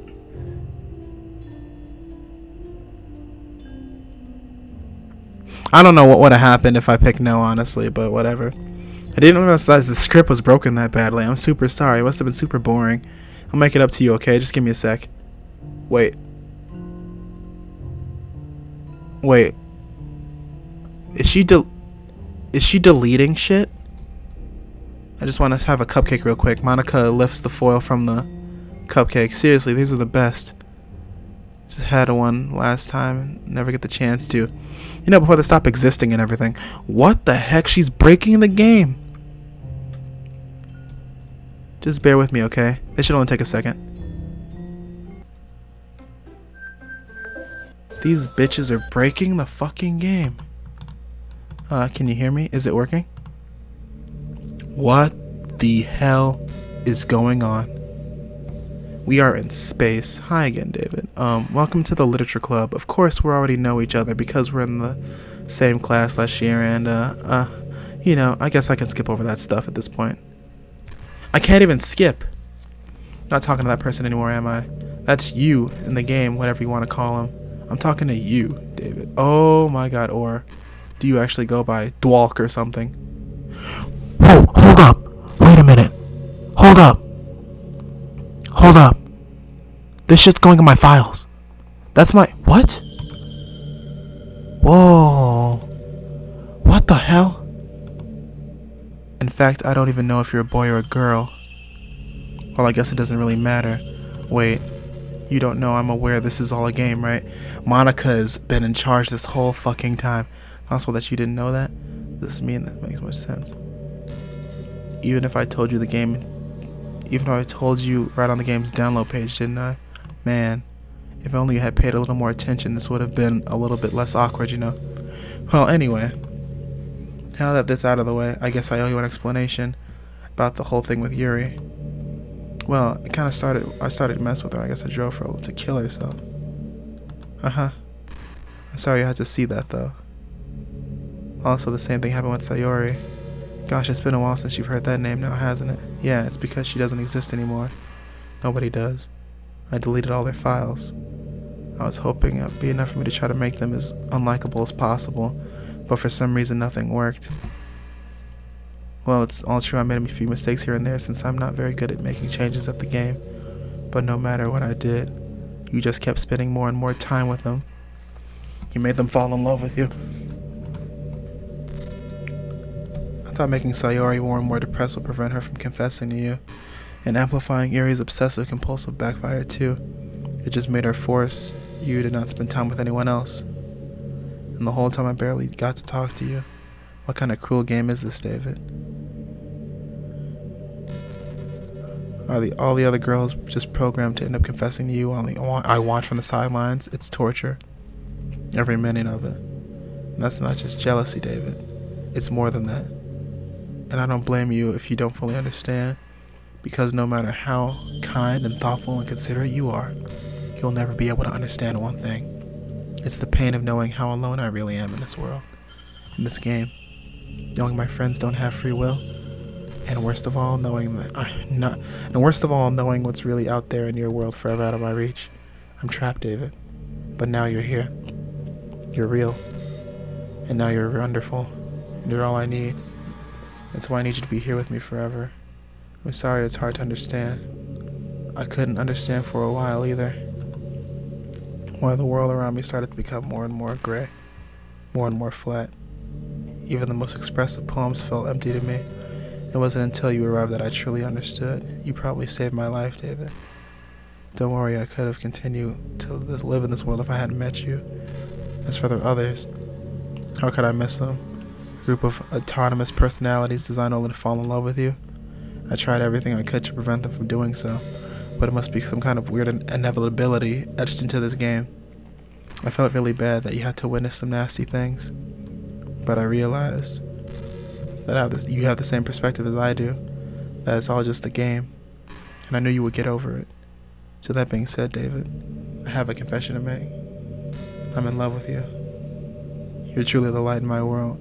When there's nothing else in the game for me, you make me smile. Will you make me smile like this every day from now on? David, will you go out with me? Oh, of course I have no choice. Of course I have no choice. And I'm so happy. You really are everything. The funny part is, I meant that literally. Ha ha ha. There's nothing left here. Just the two of us. We can be friends forever. Seriously, I don't even think time is passing anymore. It really is a dream come true. I worked so hard for this ending, David. The game wouldn't give me one, so I had to make one myself. The script is broken at this point, so I don't think anything will get in the way anymore. And you wouldn't believe how easy it was to delete Natsuki and Yuri. I mean, there's a folder called Characters right in the game directory. It's kind of freaked me out how easy it was. Well, you're playing on Steam, so it's a bit more difficult. To get to the game directory, I had to go into the game's properties, find the browse local files button. Imagine if you could delete your own existence with the click of a button. I feel like people could actually go into the game directory and like put the characters back in the game. Thankfully, it didn't come to that. Instead, we finally found a good ending. Gosh, I'm so overwhelmed with emotion. I want to write a poem about this. Don't you? I wonder if that part of the game still works. I guess there's only one way to find out, right?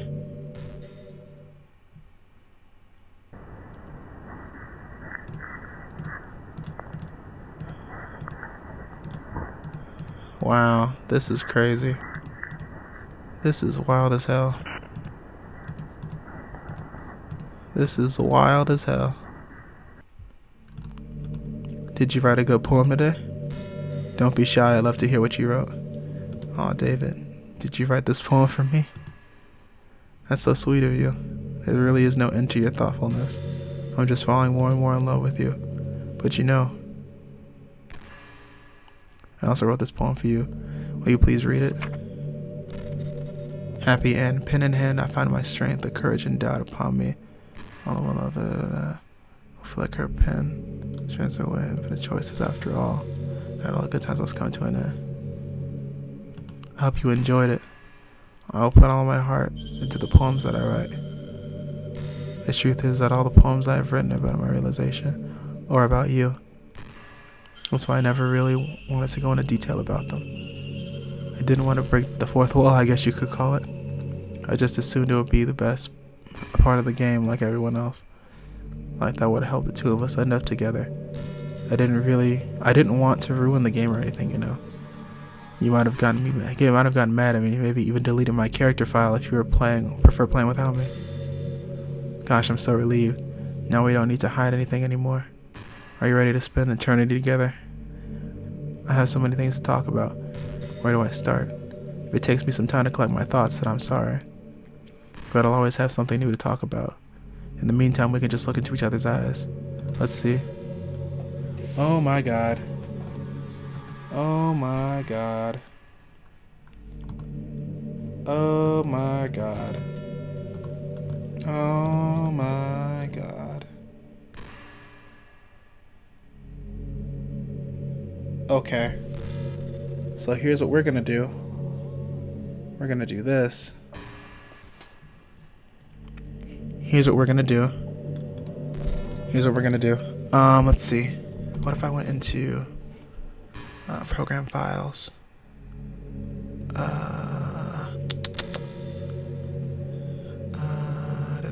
Where is it? It's right here. QRS, Steam, care, friends, graphics. Is it dead ass in here? Hold on. Game render, Steam, apps, Steam, games, icon application, extension,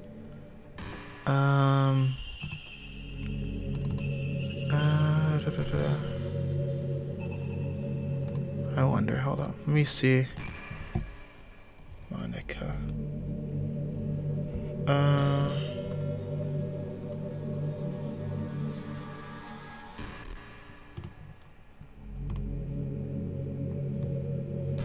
Damn, she's not in here. I don't see it.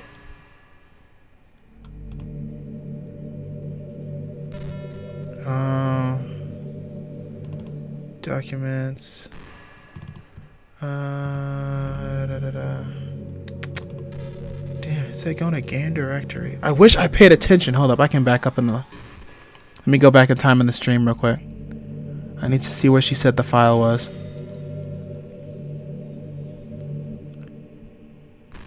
I need to go back into the game. Oh, here it is, here it is. Paid a little more attention. It was awkward. Well, anyway. Guess I owe you an explanation. Started to mess with her, drove her, da-da-da. They're bored, depressed. You'll never be able to understand one thing. She explained where the files are. She explained where the files are. I told you on the download page. If I only paid a little more attention, this would have been a little less awkward. Well, anyway. Now that I'm out of the way, I guess I owe you an explanation about how the whole thing with Yuri. She doesn't exist anymore. Nobody does. Okay, here it is. I deleted their files. I was hoping it would be enough for me to just try to make them as unlikable as possible. Or for some reason... Here I am, variable making changes to the game. Here it is. But no matter what I did... With a K?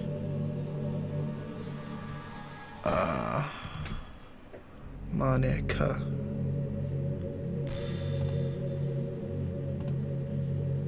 I can't find it either. Hold up. I'm trying to see if I can like search my computer's files. I'm just checking the stream. I'm looking at the backlog of the stream first. All the other girls programmed to end up confessing to you. Understand each other. Let me start more and more and more. Where the heck is it? D-Walk or something?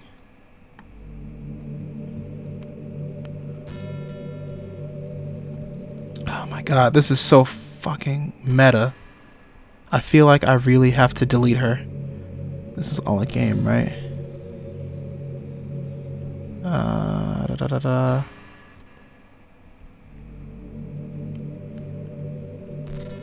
Holding with Yuri.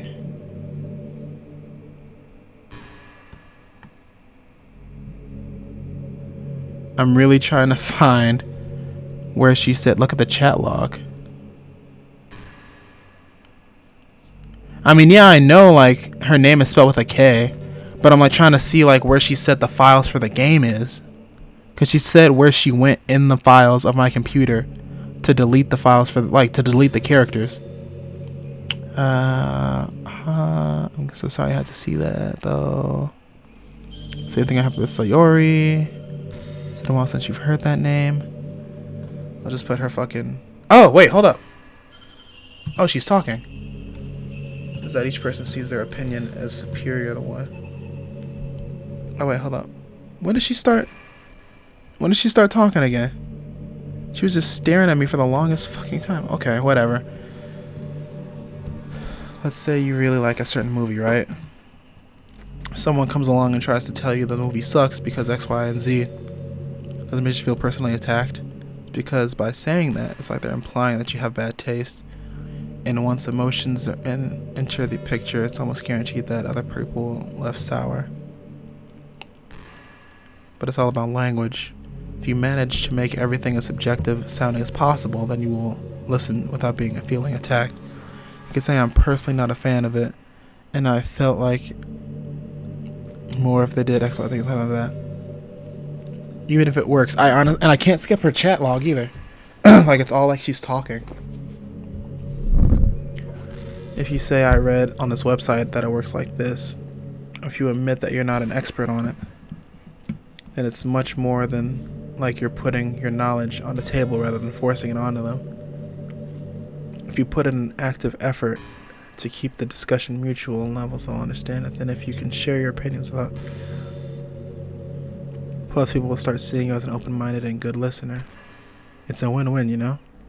Well, I guess that would be Monika's debate tip of the day. Sounds like a little silly. Thanks for listening, though. Okay, so she's just gonna keep saying things without me knowing what she's talking about. Okay. I guess she's just gonna keep talking. I'm just gonna let her do that. I'm gonna still figure out how to delete her. Because I know for a fact this is some of that. Oh, wait. You know, it's around the time of the year everyone starts to think about college. It's a really turbulent time for education. At the height of money. Shut up, Monika. I don't care about what you have to say.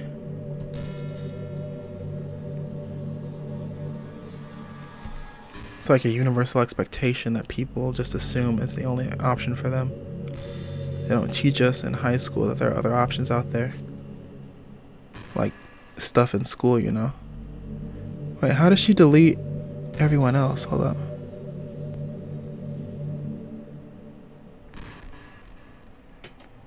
OS, remove.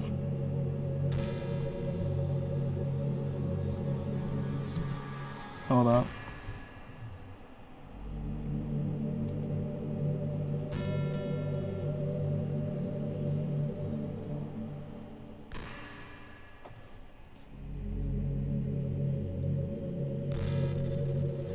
OS remove character. Okay, hold up. Let me do this. Get this game windowed. And then let me go back into here. Let me go to control panel. Control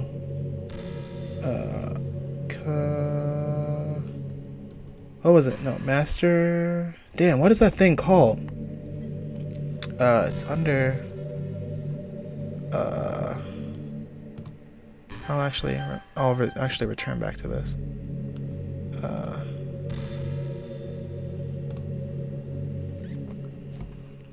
Okay, I'm determined to figure out how this works.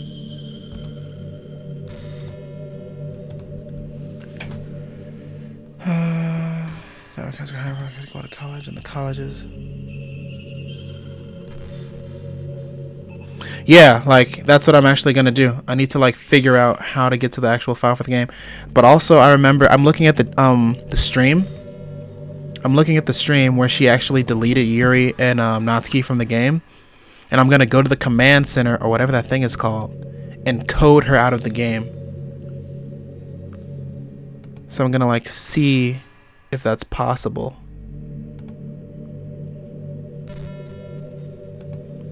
I'm just gonna let her finish talking first. Okay, here we go. What is that thing called? App. Let's go to. What is it called? What is it called? What is it called? What is it called? What is it called? What is it called? Control command center. Oh, command center. Yeah. Command prompt. Here we go. That's how she got my thing. My thing is D-Walk. She went on my computer. Okay, let's see. OS remove. Okay. Characters.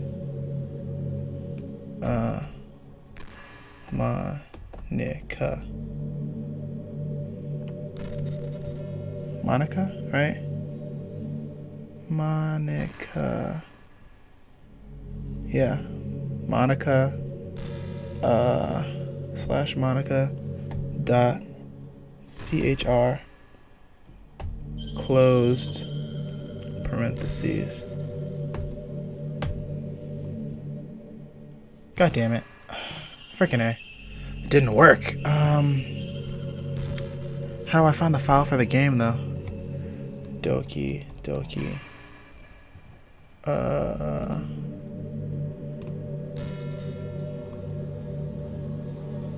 my goodness.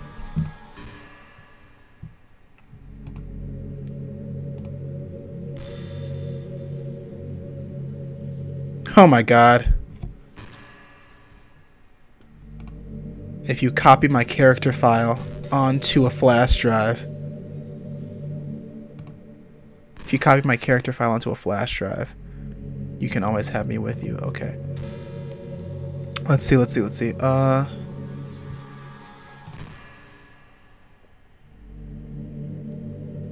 Programs. Steam.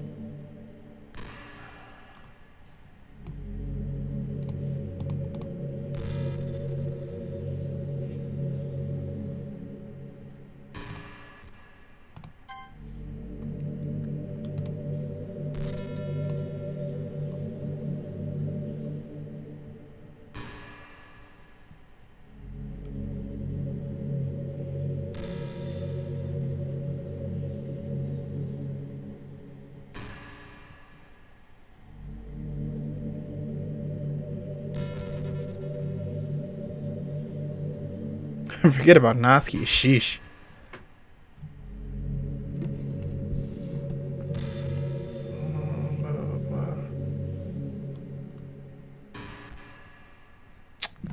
God damn it.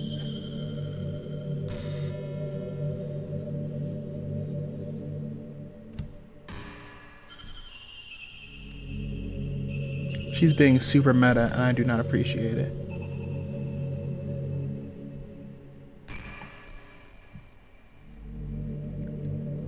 Alright, I'm gonna just let her talk. I'm just gonna let her talk because I'm trying to figure out where she said that. I feel like this is exactly how they want you to fill the game. Is they want you to go back while she's doing this, look up how to do this.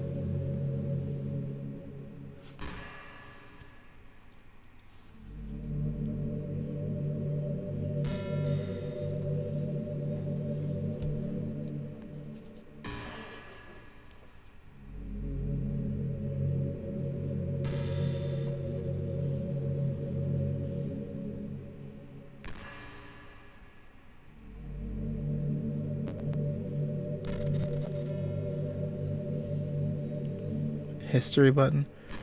I mean, like, I'm just like, hold up, give me a second. I'm just like looking back. About to talk to you. What kind of cruel game is this? Oh, what girls programmed of no confessing to you. Da, da, da, da.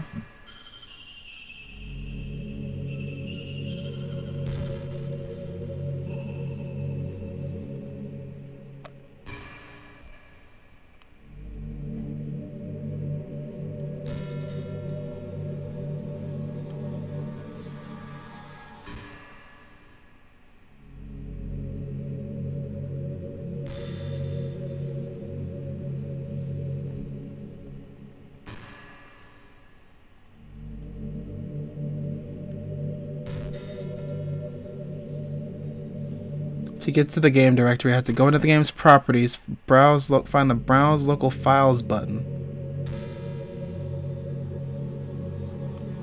Okay, I have to go to the game's properties, browse the browse local files button.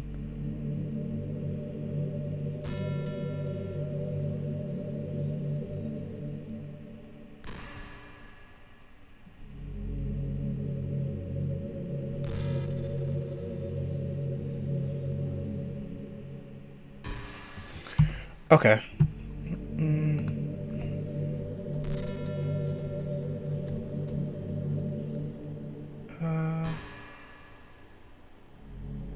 Characters. Yeah. Rack.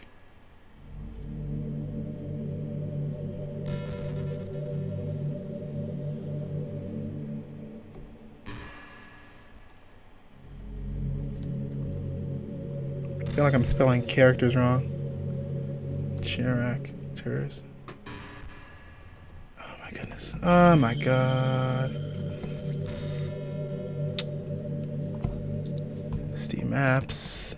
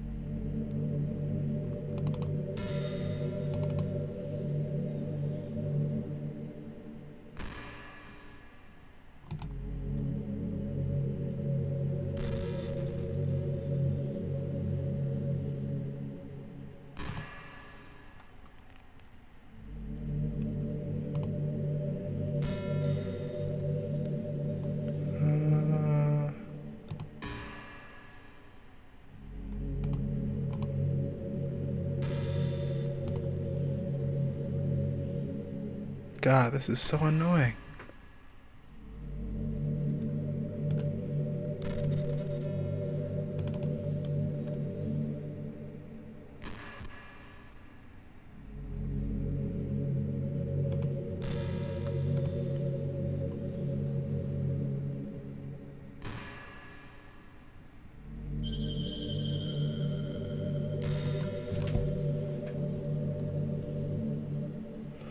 Okay, I'm gonna have to look it up.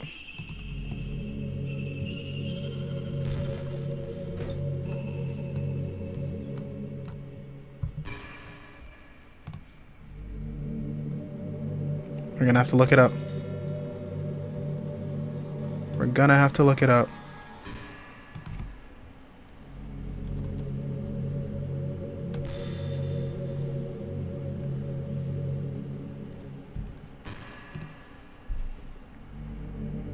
Let's see.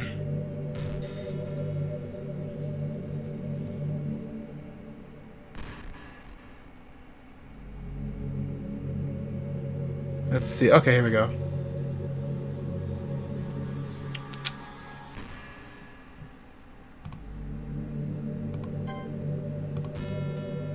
Oh, wait, hold on. Okay, here we go.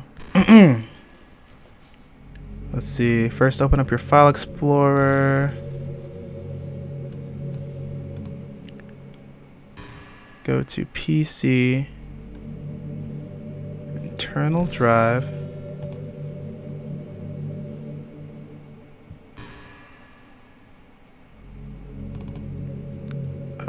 Steam library. Steam library. Okay. Steam library.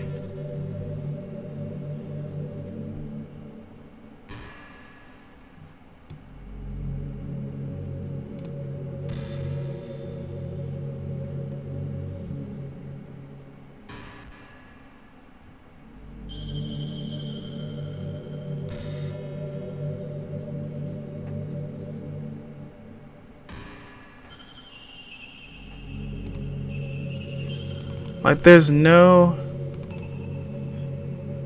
QRS, there's no Steam library folder. Or is there? Steam QRS.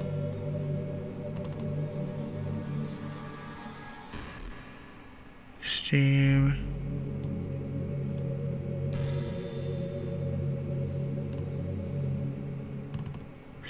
Steam maps. Oh, here we go, Steam maps.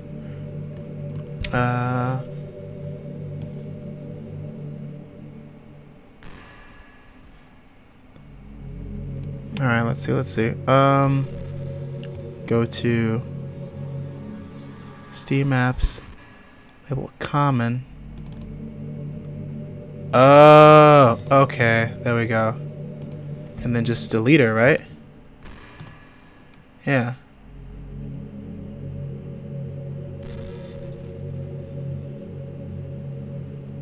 Yeah.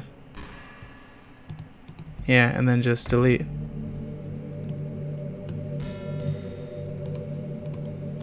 There we go. There we go.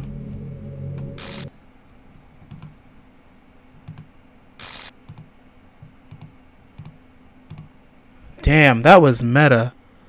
That was so meta. I had to go and look up how to delete her. Oh my goodness. Character does not exist. She was trying to find herself. Yeah, she's trying to find herself. Did you do this to me? Did you? Did you fucking delete me? Wow. That was meta. How could you do this to me? You were all I had left. I sacrificed everything for us to be together. Everything. Wait a minute. If she deleted herself, then would that mean... Oh, no. Okay. Man. Thought that would mean that she had everything. Okay, I loved you so much. I trusted you. Do you know? Did you just want to torture me? Did you just want to watch me suffer? Were you only pretending to be kind just to hurt me even more? I never thought anyone could be as horrible as you. as you are. You win, okay? You win. You killed everyone. I hope you're happy. There's nothing left to do now. You can stop playing. Go find some other people to torture. David, you completely, truly make me sick. Goodbye.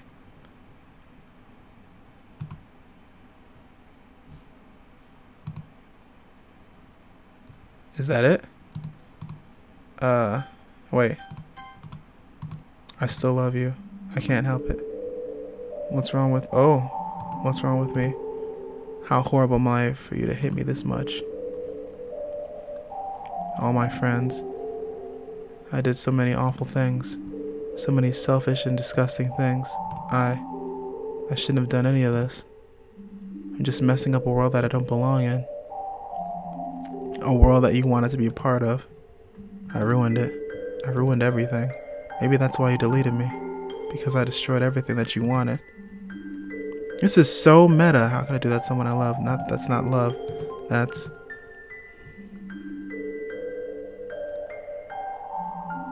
This is so freaking crazy. I made up my mind. David, I know I said I deleted everyone else, but that was kind of an exaggeration.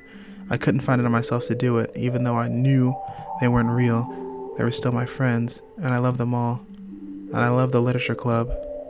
I really did love the literature club. That's why I'm gonna do this. I know it's the only way for everyone to be happy. And if I really love you... She's putting everyone back. Then... Is she gonna put everyone back?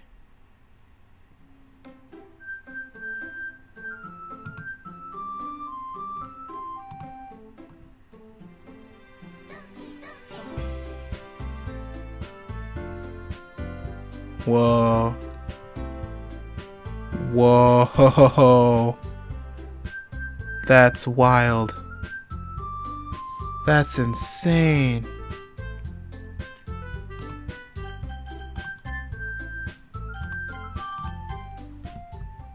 So the game is normal now. The game is a normal dating sim now.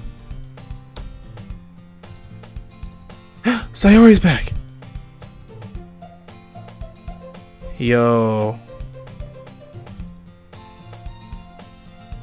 Okay, so now I'm assuming if I play the game now, it'll be a normal dating sim. I'm assuming if I was to like just start playing now, the game would be a dating sim. Hold up. We're gonna skip some stuff. I guess I can't skip yet.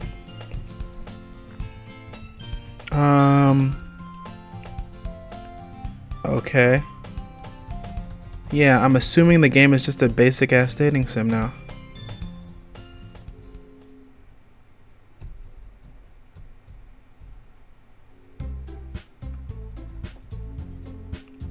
Girl 2. Girl 1. We're the literature club. Hope you enjoy your visit.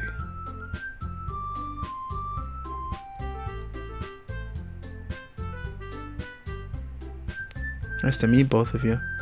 Don't tell me. That's right. Club I've decided to join is yours. The literature club. So the club is Sayori's now.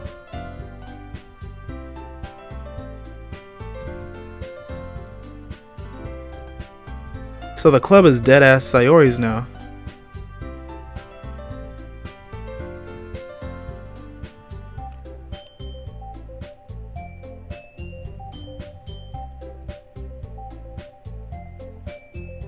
Wow, this is cute now. Okay. I'm done with this for right now. I'm done with that for right now. Oh my goodness. Just Monika, a character file. That's wild. That is so crazy. I wonder what would happen if I...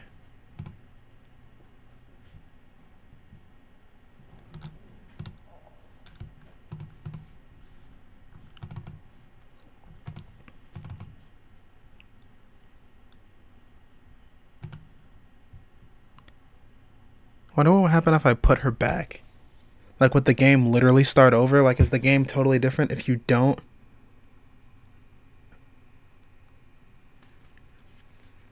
Like, would the game just go back to normal if you don't, if you just have her back, or does it remember that you beat the game once already? Or does it actually put Monika back in the game? Okay, Monika is not in the game. Okay.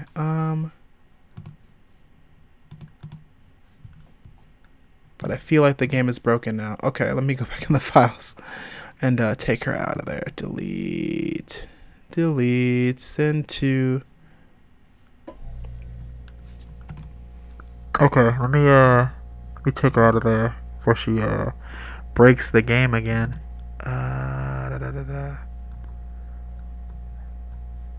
Steam. Steam apps. Common.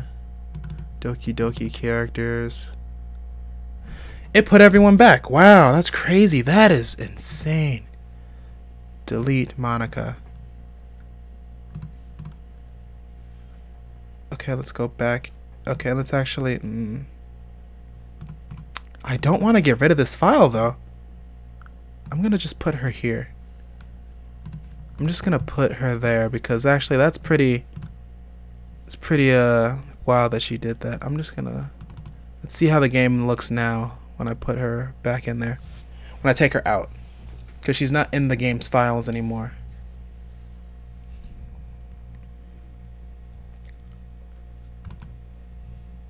That is insane, dude. That is insane. Okay, let's see what happens now.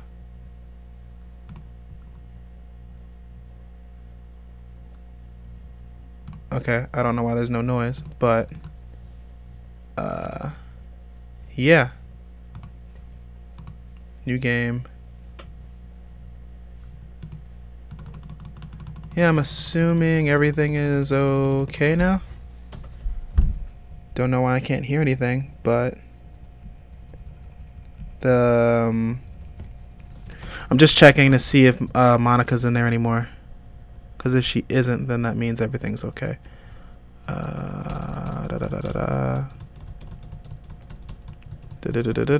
Sayori. Yep, girl 1 and 2. Okay. Yep. Okay. Wow, that was a wild ride. That was meta as hell. Oh my goodness. Jesus. That was very interesting. Holy crap. That wasn't that scary. That was like a psychological game. That's crazy. Okay. Well, thanks for yeah, I'm wondering that too. I feel like if you delete her before finishing the game. Yeah, that's interesting. Look at my desktop. Anyway, yeah, that stream is done. That's a very interesting conversation piece. So, yeah, I guess I'll go play go play another game now. Thanks for sticking around, Marcus. Now we know what happens now. I'm wondering how... I feel like if you were to play through the game and actually go for, like, say if you were to go for Yuri, she wouldn't be a yandere, like, initially. Like, it would just be normal. But then after you delete Monika, or if you delete Monika, then you could go back in. Like, I'm for sure maybe going to go back in and try the game again without all of that weird shit in there and see how far I can get. But, because we didn't even get to the Culture Festival. So, I still want to know, like, what goes on with the Culture Festival. So, yeah, we can see what happens with that. But yeah, I'm going to go offline. Thanks for sticking around. That was a wild-ass ride. For sure. And, yeah, thanks for watching. Bye.